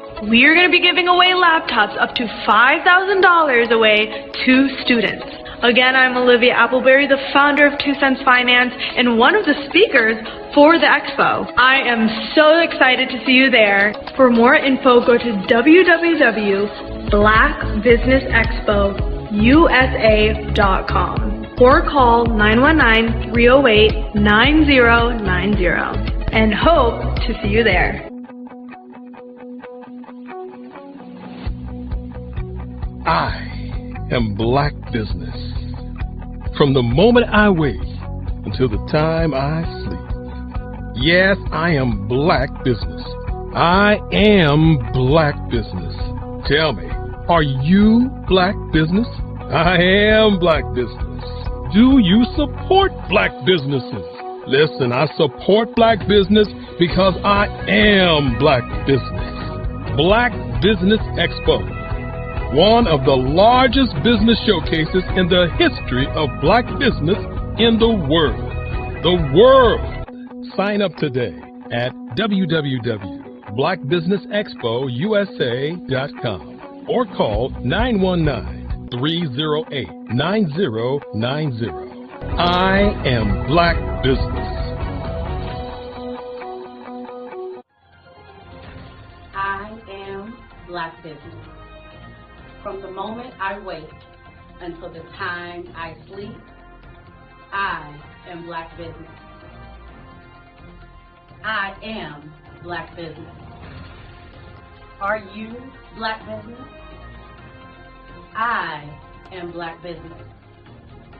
Do you support Black businesses?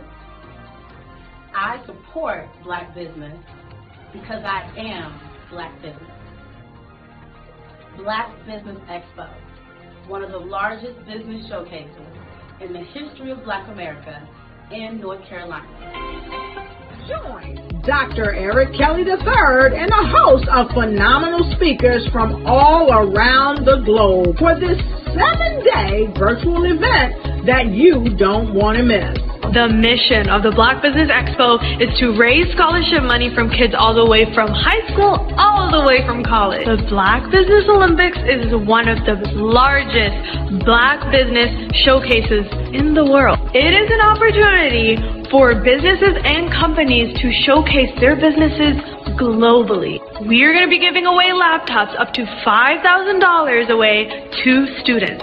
Again, I'm Olivia Appleberry, the founder of 2 Cents Finance and one of the speakers for the expo. I am so excited to see you there. For more info, go to www.blackbusinessexpousa.com or call 919-308-9090 and hope to see you there. I am Black Business. From the moment I wake until the time I sleep. Yes, I am Black Business. I am Black Business. Tell me, are you Black Business? I am Black Business. Do you support Black businesses? Listen, I support Black business because I am Black Business. Black Business Expo, one of the largest business showcases in the history of Black business in the world.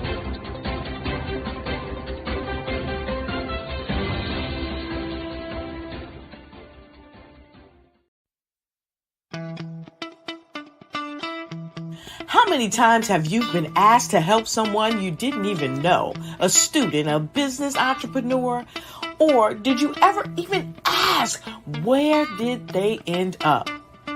That business, that friend, that entrepreneur.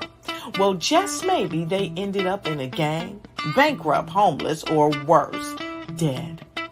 Maybe they turn to crime, drugs, and alcohol. Did you ever wonder? Did you destroy their dream, or was your life always so easy? At the Black Business Olympics, we started a movement to help students complete. Give them hope and foster success. Help them to leave their dreams of providing laptops, computers, and up to $5,000 in scholarship funds. Today, we ask you to help a student, a business owner, or an entrepreneur to realize their dream by sponsoring them, supporting them, and buying from them. Consider this. With $1.6 trillion in our Black community, we only ask for a small donation for our students, our businesses, and our entrepreneurs. And you can change a life today. So I ask you, what are you going to do? Sit on the sideline and watch our students in high school be leaders, miss out on their dream from lack of resources? Or are you going to donate to the movement and change their future and yours as well? Give us a call today at 919-308-9090. Change their life by investing with action to the Black Business Olympic Fund.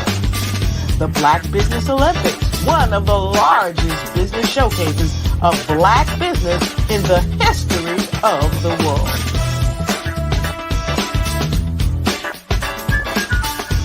Artist to me is a creative expression of something from nothing. You know, it explodes onto the canvas, or it explodes on in my work. One of the things that I try to do more than anything is I try to just give the lines and the movements and emotions and expressions into what I do. Art really means to me a chance to express how I feel deep down inside. Most of my art begins as a thought that I might have, you know, whether it's sports, whether it's history, whether it's a woman or a man. It pretty much starts as an idea of thought before I get into the actual image of what I'm going to draw. I do a lot of historical pieces. I was a history minor in college, and I love to do history pieces. And a lot of times I'm thinking about history, and then I try to make that history impact you as you look at it. That's one of the reasons I do pictures so large. People ask me, why do I do the pictures so big? And I tell them, I want the piece to impact them as they're looking at it. To kind of dominate them, dominate their space. And most of my pieces I try to do off page. I don't try to do anything that's going to be in those four corners or in a square. And I want your imagination to be a part of the piece that you're looking at.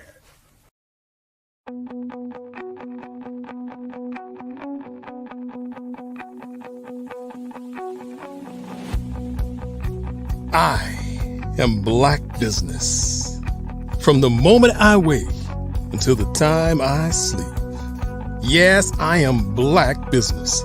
I am Black Business. Tell me, are you Black Business? I am Black Business. Do you support Black businesses? Listen, I support Black business because I am Black Business. Black Business Expo, one of the largest business showcases in the history of Black business in the world. The world! Sign up today at www.blackbusinessexpousa.com or call 919-308-9090. I am Black Business.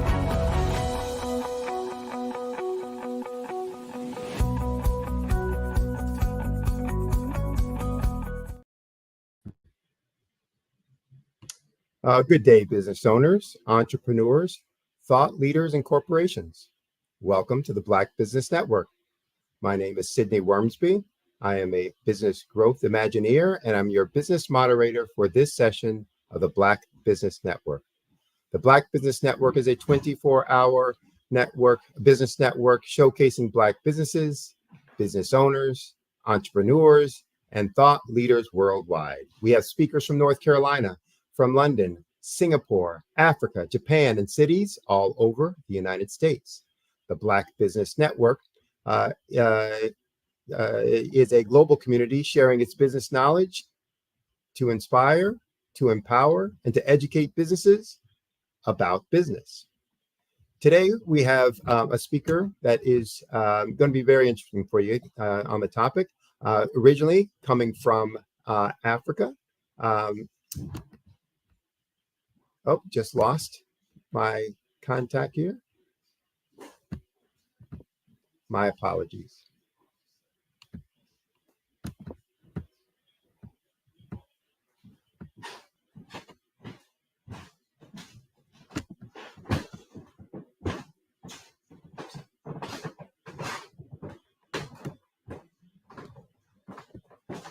Oh, gosh.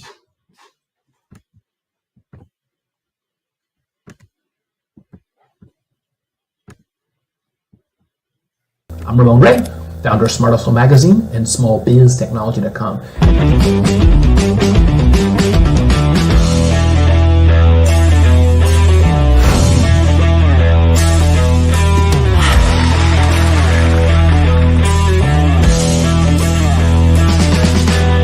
You're here today to celebrate small business success.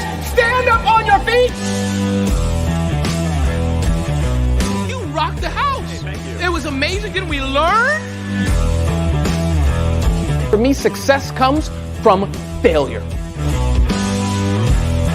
One thing not to do is shake somebody's hand like this.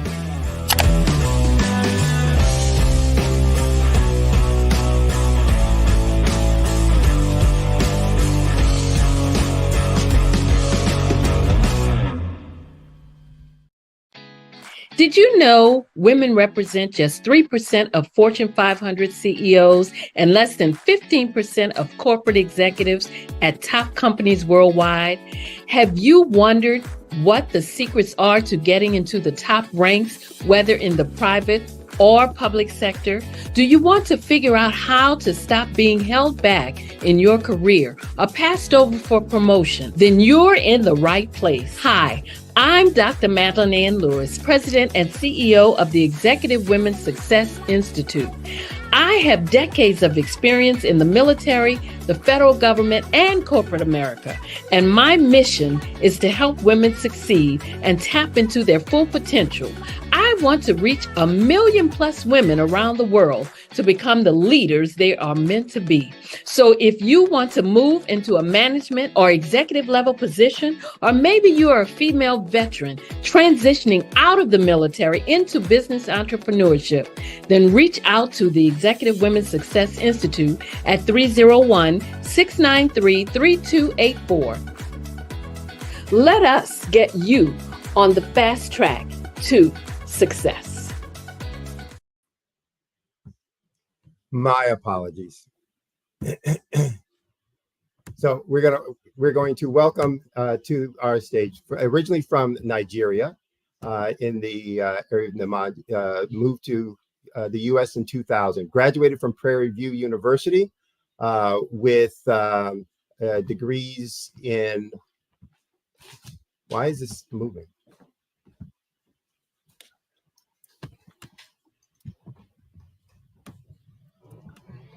Degrees in architecture. For over 20 years, he's led Nanenji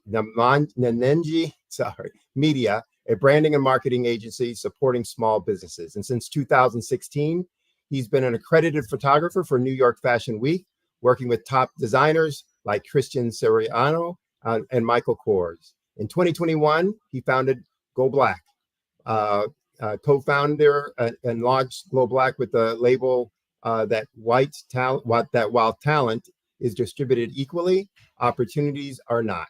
So please help me welcome to the program, Ninaji, and I won't try to pronounce your last name. I'll ask you for yourself to help me with the pronunciation. That is okay. How are you doing, Mr. Well, I've been better. That was my system went wacky, so things started jumping around. I apologize for the botched introduction there. So No problem. That is now, how do you pronounce technology. your last name? Agbolabori. That's what I said. Agbo. I'll Now, walk with you. Agbo. Agbo La. Labori. Bori. There you go. Okay. All right. So what part of Nigeria are you from? I'm from West Africa. Well, so Nigeria's West Africa, but I'm from, if we're being specific, I'm from Ibadan, which is about maybe 2-3 hours away from Lagos. Mhm. Everybody knows Lagos. So, Yeah. so Very drive familiar. 3 hours away from there, and then you'll be in my city. All right. And then Prairie View. So how'd you get from West Africa to Prairie View? Well, I came here. I went to high school here, and of course, Prairie View was sort of like next option in a way for me because I have a bunch of friends, and I call them quote unquote family members that went to Prairie View, and I was looking for a program to be in. One option was either going to be architecture, and the second option was going to be biology. And I was told Prairie View has the best biology program. I got in there, wasn't really for me, so I switched over to architecture, which I kind of fell in love with. But from that to fashion, huh? Well, fashion was more so. Photography came as a hobby, and that hobby kind of led me into fashion photography. Okay. Which was when I transitioned into the runway, industry, going to New York and stuff. All right. Well, I've taken up enough of your time. I know you have a presentation you're going to do. And folks are going to be very interested in all that you have to say. So I'm going to step out of your way. And as we say, genius is common. And I'll see you on the other side. Absolutely. Just give me a quick second, bro, and I'll jump back online with you.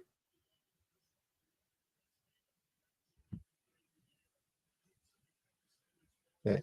So while Nananji is getting his thing set up, again, one of the things that are really important about each of our sessions is the diversity of experience that our folks have, that the speakers coming to the program have.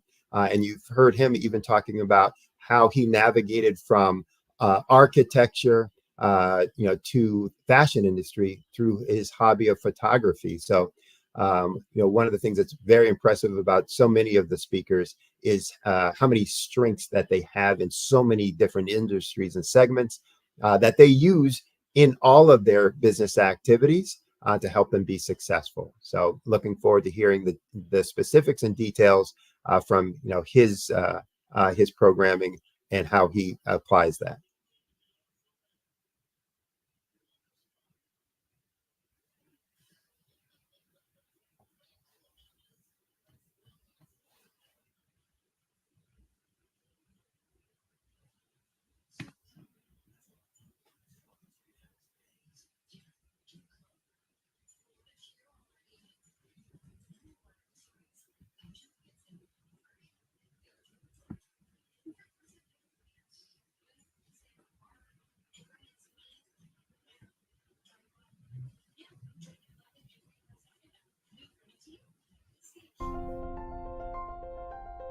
What if you could build your own city? A place where every child can find nurturing people to help them achieve their full potential. A place where every adult can access job training support, where health education is abundant, where social justice ruled the land. A place without limitations. Welcome. You have arrived at STEM City USA. It is what every city should be. A safe and trusted community where you find people and resources to help you become everything you are and beyond. STEM City is unlike anything you have ever experienced. It is a digital twin of the world around you, only better. STEM City is about energy and soul renewal. It is more than a digital world. You can almost feel the power of live cultural events, music, and theater. STEM City promises a better future for children, with caring mentors and hands-on activities, with dedicated tutors to support our youth. STEM City is your passport to a healthy lifestyle, with weekly events addressing our community's many issues. STEM City is your financial well-being, with helpful information on wealth management, career advancement, job training, and so much more. STEM City is the community you deserve. It is the city where your dreams can come true. STEM City USA, a place in the sky that is accessible to all who reach for the stars.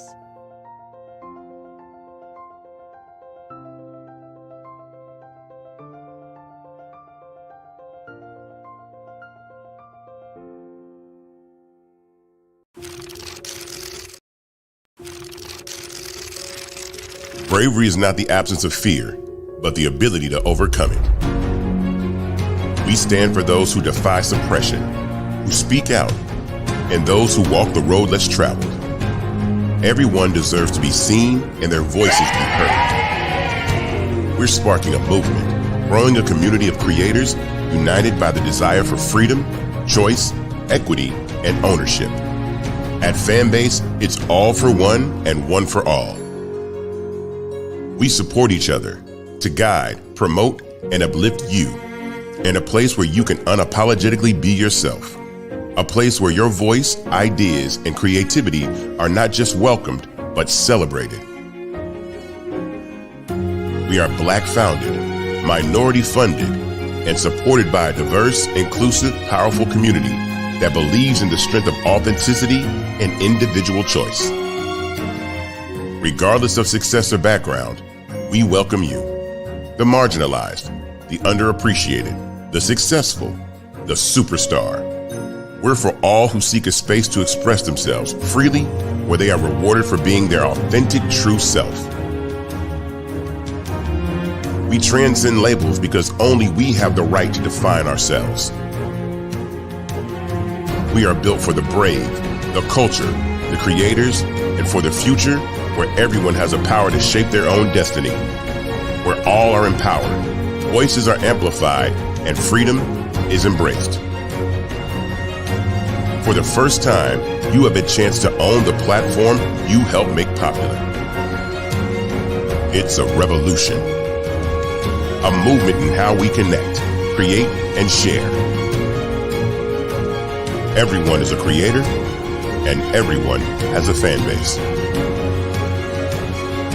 Here, you can be you without limits.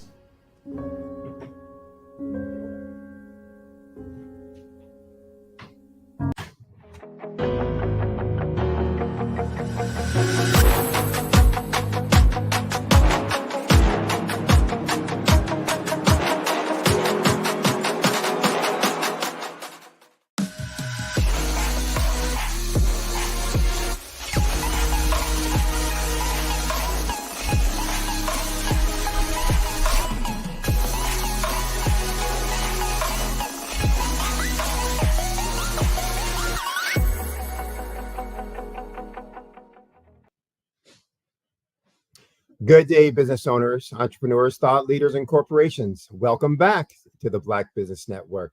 Again, my name is Sidney Wormsby. I'm a business growth Imagineer, and I'm your moderator for this session of the Black Business Network. The Black Business Network, as you recall, is a 24-hour business network showcasing Black businesses, business owners, entrepreneurs, and thought leaders worldwide. We're going to welcome back Mr. Nanaji, who all our little gremlins, technology gremlins on my side. So my apologies for all of that. And we're going to let you, get into your presentation. Absolutely. So really appreciate your patience. Thank you. Thank you for your patience. And as we say, genius is common. And I'll see you on the other side. Yes, sir. Yes, sir. So, hey, everybody, my name is Nanaji, and I am one of the co-founder of Go Black. That's GOBLAQ.com. During the pandemic, we noticed that there is a lot of need for guidance and mentorship and coaching, especially within our community, the Black community.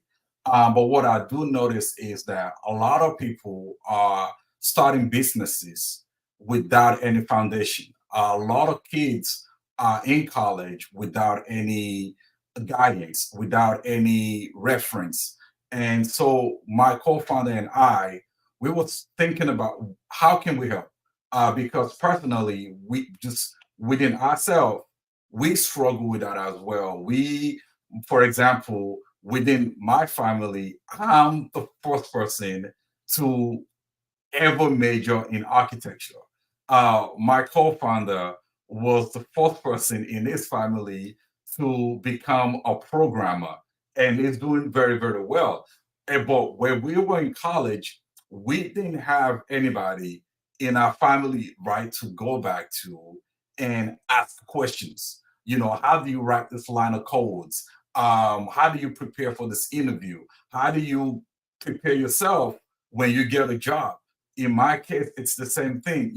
How do you prepare yourself for an architectural interview, right? And so we are relying on our friends. We're relying on the people that we went to school with to give us answer to questions they don't even know how to answer, right? And so we started thinking about how would it feel if our community decide to pay it forward.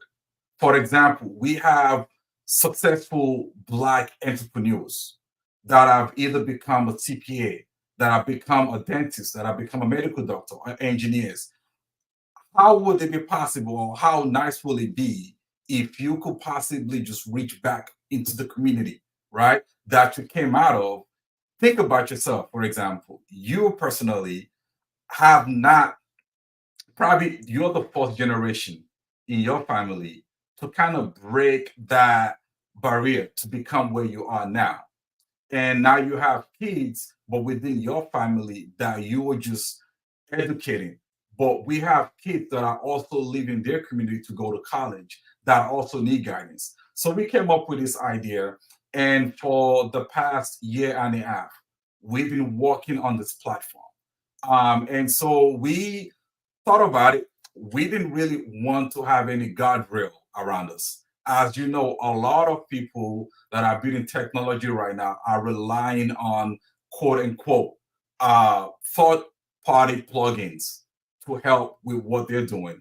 My background coming from marketing and branding, and having a co-founder, which I think is it's a very important decision to make for anybody starting business. I'm gonna take it away from myself right now and just walk on and talk and actually speak on why is it important to pick the right co-founder, right? So my co-founder, we met and we talked for about maybe 2-3 months, just vibing as a friend, vibing as people, figuring out what is your interest, what are you passionate about, what is your background like, what made you tick as a person, what makes you upset, what makes you happy, what do you like to do when you are not working on programming at all? If you're not building anything, what are you passionate about? And one thing that I really, really admire, the first thing he said was my family. And that's key to me as well. We'll take a break from anything and we just spend time with our family. And because of that, we started working together. And eventually we came to the decision. I was already working on Go Black, but I needed help. So we had a conversation, we met, and we started building. So back to the company itself now, we didn't want to focus on relying on the third party app to help us with our application.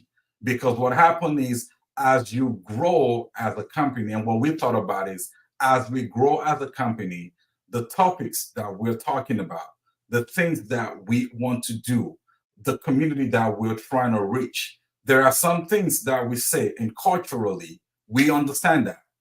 And if we go against the power that be, they can either shut our video platform down or shut our server down.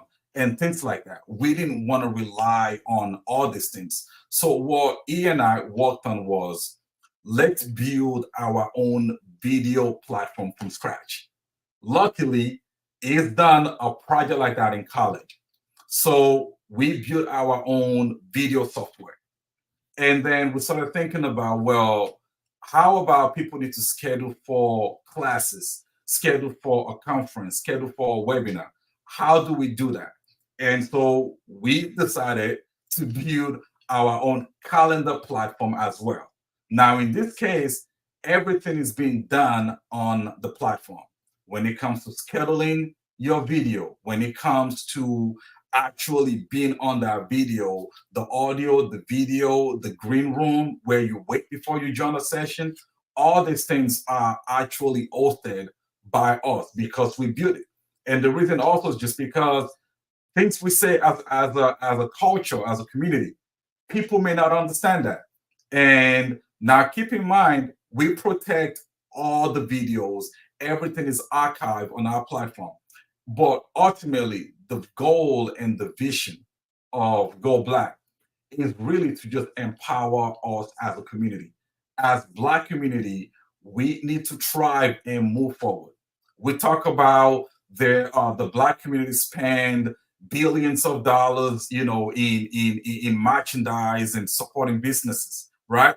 But we can keep that wealth within the community by just sharing resources with one another. We have a pipeline, we have a goal, we have a milestone. Our goal is to get educators, right, to come into our platform, share information with those that needs the information. And after that, we wish and we hope to possibly get these students and get these folks that actually receive the resources if they're looking for a job. We create the pipeline to get them a job. And at the end of everything that they're doing, we hope to reach out to them as well and bring them back into our platform for them to give back. Now, there's an information that I saw out there, and I want to read that to you, and just to see how staggering it is, right? So 76% of employees think that mentoring and coaching, mentoring, for example, is very important to them. Now, out of those 76 people, only 37% of them actually have professional mentors. That is huge, right? 76% think it is very important for them to get guidance, get coaching, get mentoring from someone. But only 37% of them actually get that. Now, during the pandemic, there's been about 30% increase in that. There's about 30% increase in people actually looking to get coached by somebody else. And so I'm very happy about the Black Business Network and the Black and the Black Business Olympic, that we have educators, we have business owners, we have coaches, we have strategic folks in here. Now we operate more on the higher side of business. We talk to the Fortune 500 companies. Now we have the startups, we have the small business owners that are looking for your guidance, right? And so with myself and Dr. Kelly, we feel like as though we can bring your wealth of knowledge into the platform and actually be able to educate these people. And so on our platform, it takes about a minute to sign up. When you go to goblack.com, there's a space as a mentor. So just click become a mentor. When you click on that, give us your first name, your last name, and your email address. Then you'll be able to log in into the dashboard. Your portfolio takes your profile takes about a minute to complete. And after that, your page is set up. Now, we have two ways how we do things. One, you can give your time for free. There's no commitment level. You don't have to sign up with us for a year, for 6 months. We made it so easy that you come on whenever you're free. And when you're not free, you don't have to book a class. The second option we have is that you can have your class as a pro bono, or you can charge for your class. Either way, you still give back. Now you set your pricing, you set your availability. Now you also have a way of vetting the student. What we did that we thought was very smart is that we want to keep the environment very professional. So, and when I say that is that we vet the mentors and the mentees, we vet the student and the teachers, we vet anybody sharing resources. If you're trying to host a webinar, if you're trying to host a conference, we make sure, or we have to make sure, you have a LinkedIn profile. That way, before you even start a class, you check the person and make sure your time will be well spent. We don't want you to get on the call and then there's conversation being had and you're going, man, I just wasted my time. So first, they have a profile you can look at, but your LinkedIn profile says a lot about you and your background. So we have it that way. And there's just a lot of things that we want to do. I mean, we feel as though that beside you promoting your business and talking about what you're doing, our vision for the next 5 years as a company really is to be the hub for the Black community. And when I say that is that whatever it is you're looking for, if you're trying to look for who is who within the culture, you should reference back to our site. When you're looking for jobs as a community, you should look into our website.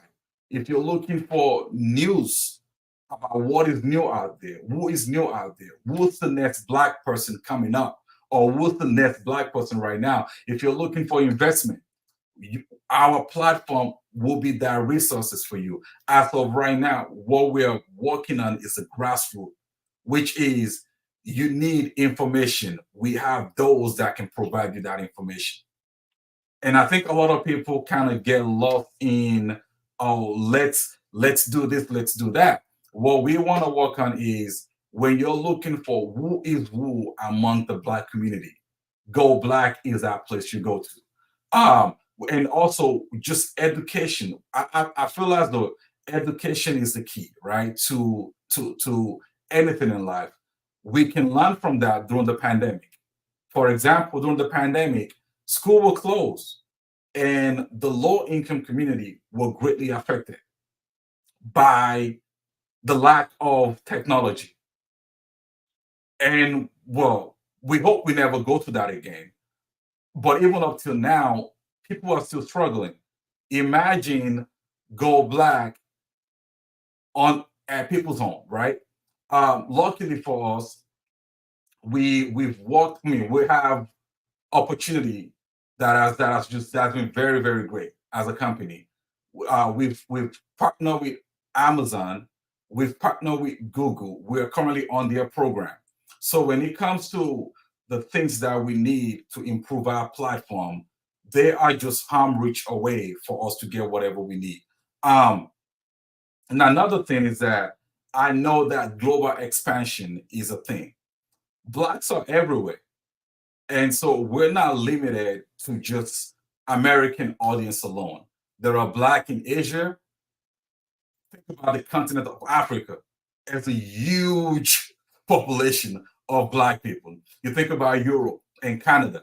So as a company, our goal and our vision as a company is far beyond just where we are right now. And so if you're interested in partnering with us, if you're interested in collaborating with us, if you're interested in coaching, in teaching, in mentoring, if you're interested in having a webinar, if you're interested in having a conference, we have the bandwidth to host you and to be able to deliver whatever it is that you're trying to do as a company. But this has just been a very, very great opportunity to be able to speak to a large audience and to be able to share our vision as a company. And I'm very, very grateful for the opportunity. And I really would like to meet each and every one of you guys.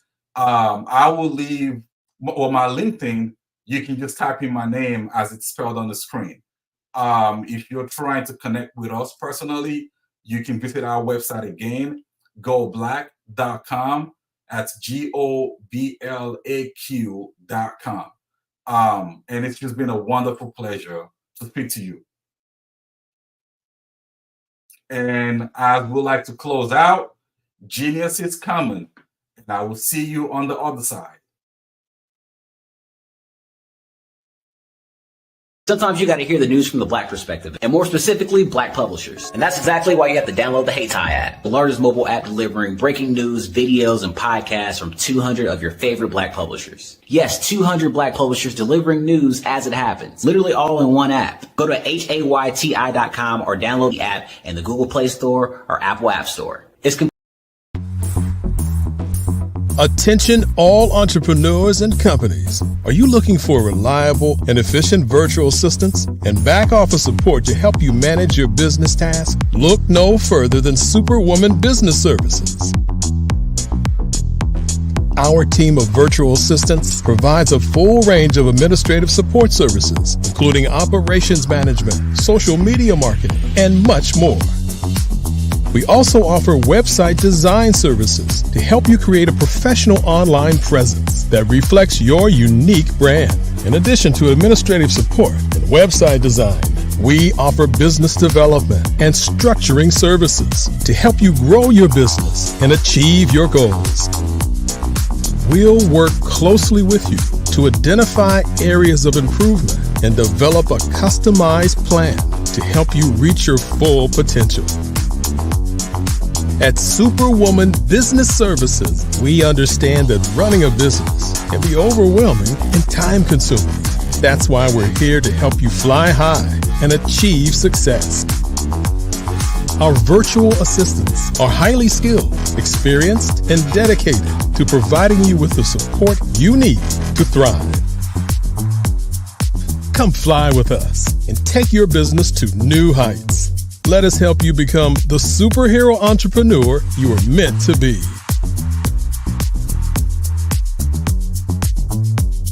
Contact Superwoman Business Services today to learn more about our back office support services. Come fly with us and take your business to new heights.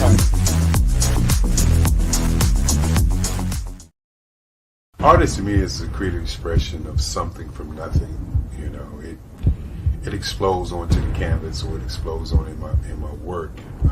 One of the things that I try to do more than anything is I try to just give the lines and the movements and emotions and expressions into to what I do. Art really means to me a chance to express how I feel deep down inside. Most of my art begins as a thought that I might have, you know, whether it's sports, whether it's history, whether it's a woman or a man. It pretty much starts as an idea of thought before I get into the actual image of what I'm going to draw. I do a lot of historical pieces. I was a history minor in college, and I love to do history pieces. And a lot of times I'm thinking about history, and then I try to make that history impact you as you look at it. That's one of the reasons I do pictures so large.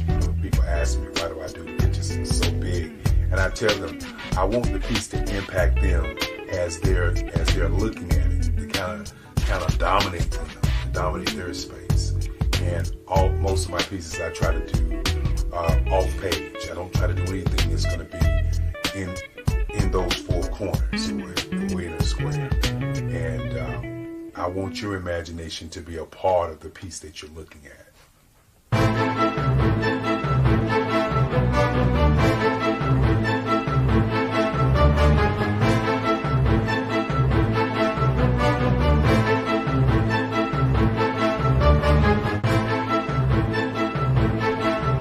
The way I feel when I'm drawing, when I'm creating something, is I feel free.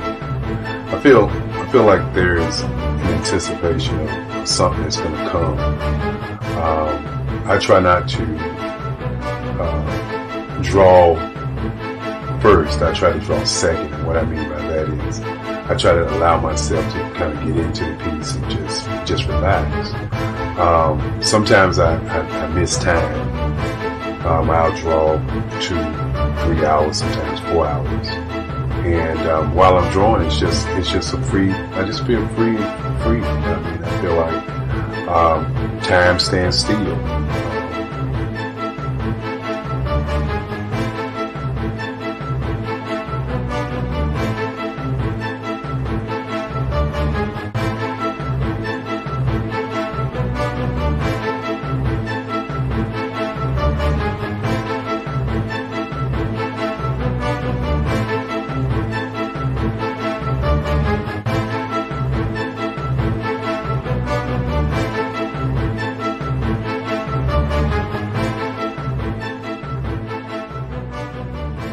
That's what it's all about in terms of the lines and the colors in my work, is to get an expression, to go deeper and past just what you see on the surface, but to go in and try to find an expression that everybody gets a different taste of what that expression is, whether it's anger or whether it's being happy or whether it's being, kind of calm or nonchalant.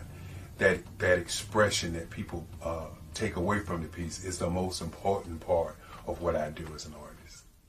Bold is the size of my pieces, where I try to do the piece larger than life, to kind of push forward toward you. That's what the boldness is all about. It's not so much about the lines, it's about the size.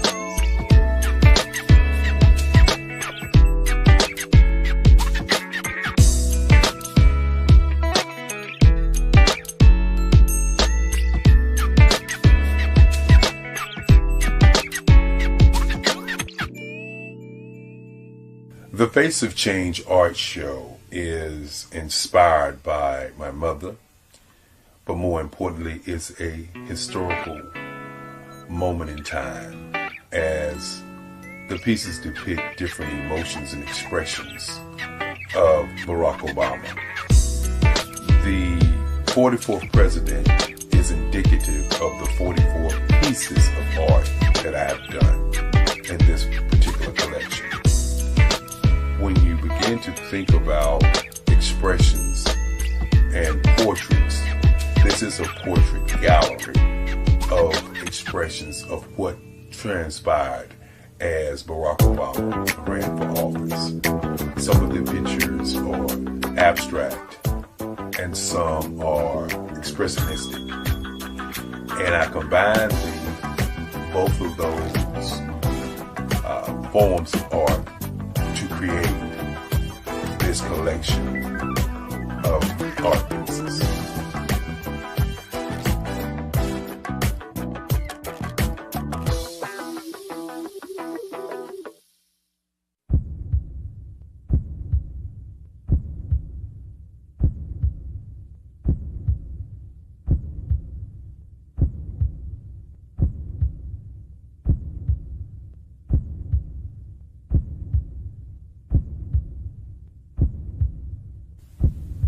Overcomer, brilliant, ambitious, motivated, awesome. Obama.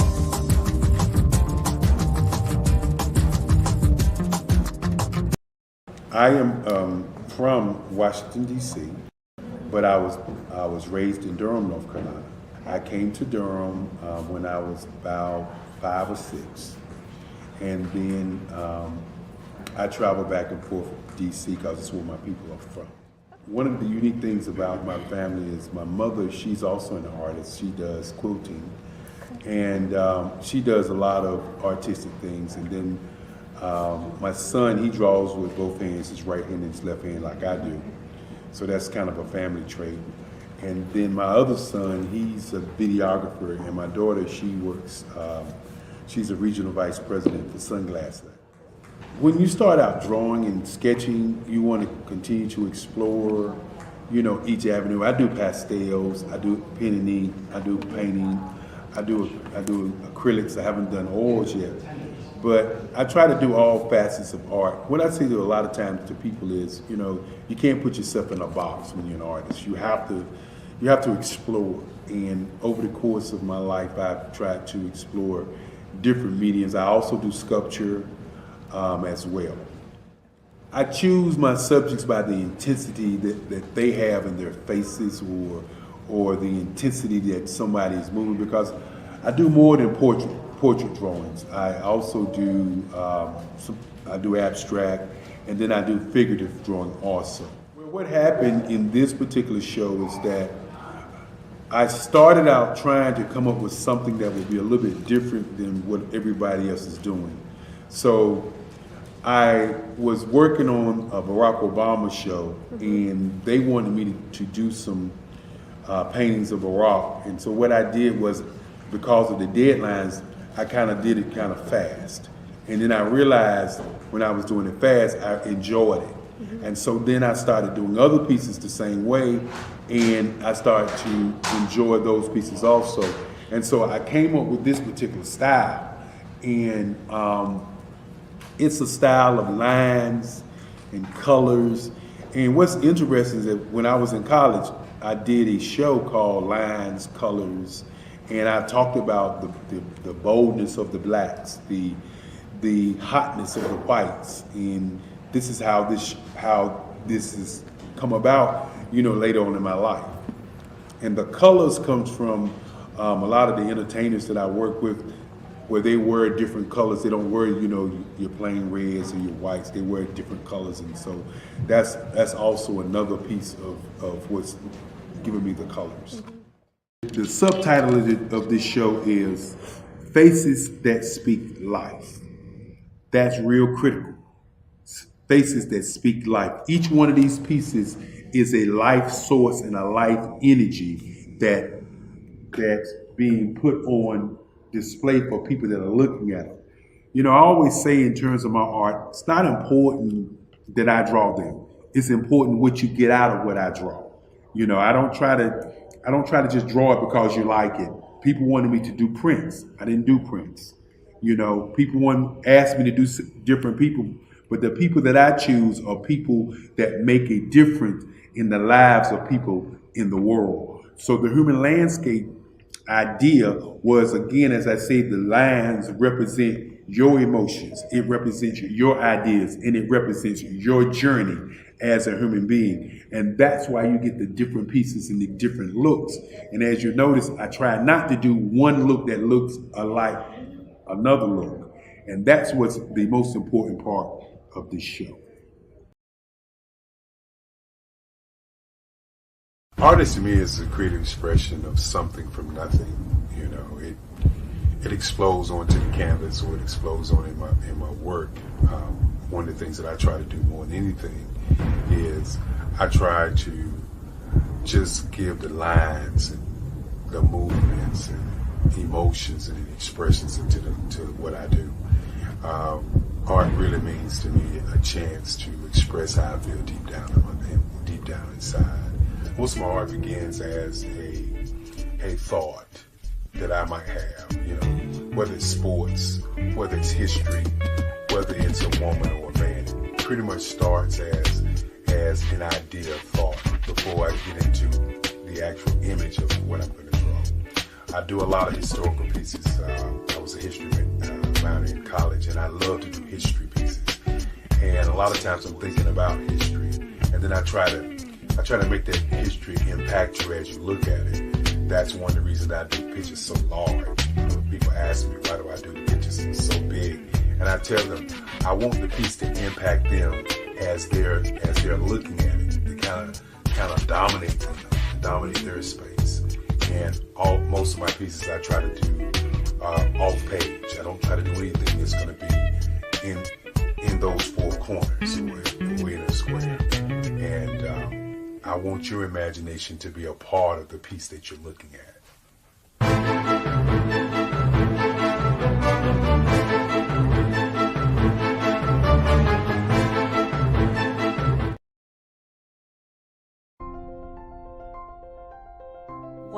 could build your own city. A place where every child can find nurturing people to help them achieve their full potential.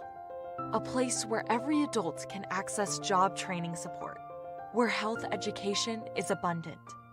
Where social justice ruled the land. A place without limitations. Welcome. You have arrived at STEM City USA. It is what every city should be. A safe and trusted community where you find people and resources to help you become everything you are and beyond.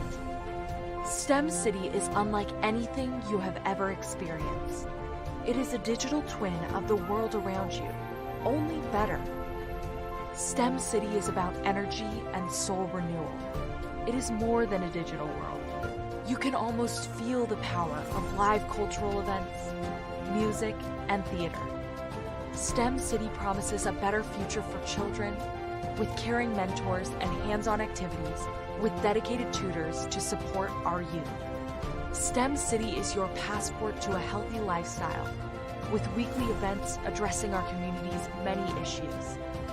STEM City is your financial well-being with helpful information on wealth management, career advancement, job training, and so much more.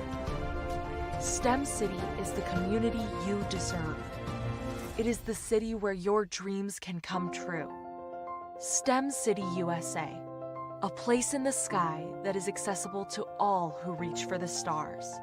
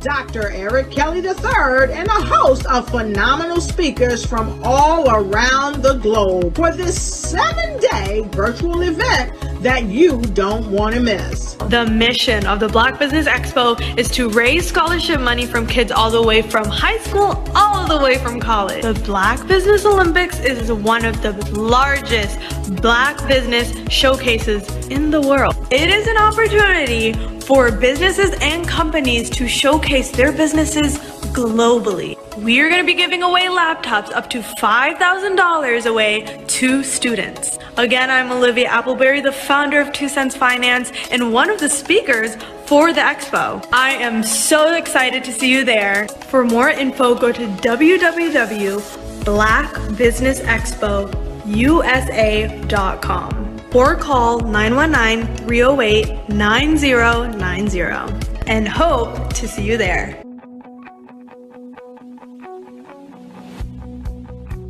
I am Black Business. From the moment I wake until the time I sleep. Yes, I am Black Business. I am Black Business. Tell me, are you Black Business? I am Black Business. Do you support Black businesses? Listen, I support Black business because I am Black Business. Black Business Expo, one of the largest business showcases in the history of Black business in the world. The world! Sign up today at www.blackbusinessexpousa.com or call 919-308-9090. I am Black Business. I am Black Business.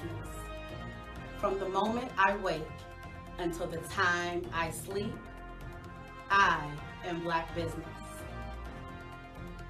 I am Black Business. Are you Black business? I am Black business. Do you support Black businesses? I support Black business because I am Black business. Black Business Expo, one of the largest business showcases in the history of Black America in North Carolina. Sign up today at www.blackbusinessexpousa.com or call 919-380-9090. I am Black business. I am Black business. From the moment I wake until the time I sleep, I am Black business. I am Black business. Are you Black business? I am Black business. Do you support Black businesses? I support Black business because I am Black business. Black Business Expo, one of the largest business showcases in the history of Black America in North Carolina. Sign up today at www.blackbusinessexpousa.com or call 919-380-9090. I am Black business. I am Black business. From the moment I wake until the time I sleep, I am Black business. I am Black business. Are you Black business? I am Black business. Do you support Black businesses? I support Black business because I am Black business. Black Business Expo, one of the largest business showcases. Hello, I am Dr. Eric Kelly III, the visionary strategist and founder of the Black Business Olympics. I invite you to showcase your Black-owned businesses on the Black Business Network global stage. The Black Business Olympics is a global Black Business Network platform that propels Black-owned businesses into the international spotlight. By showcasing your business on the Black Business Olympics platform, you can reach a worldwide audience of potential customers, partners, and investors. You can also establish yourself as a thought leader, an expert in your field, attract lucrative partnerships, and more speaking engagements. In addition, the Black Business Olympics platform provides a valuable opportunity to connect and collaborate with like-minded entrepreneurs and business professionals from around the world. This can lead to new business opportunities, ideas, and relationships. Finally, by sharing your story and expertise on the Black Business Olympics platform, you can inspire and empower others. This is a powerful way to make a positive impact on the world and leave a lasting legacy. If you are a Black-owned business owner, I encourage you to seize the opportunity to showcase your business on the Black Business Olympics platform. It is a once-in-a-lifetime opportunity to make an indelible mark on the world. Be one of the 1,000 visionary entrepreneurs who are changing students' lives, shaping industries, and leaving an unforgettable legacy for their families. Unleash your voice on our global stage and watch your business thrive. Black Business Olympics is one of the largest Black business showcases in the history of Black business in the world. Yes, the entire world. Just give me a call today at 919-308-9090.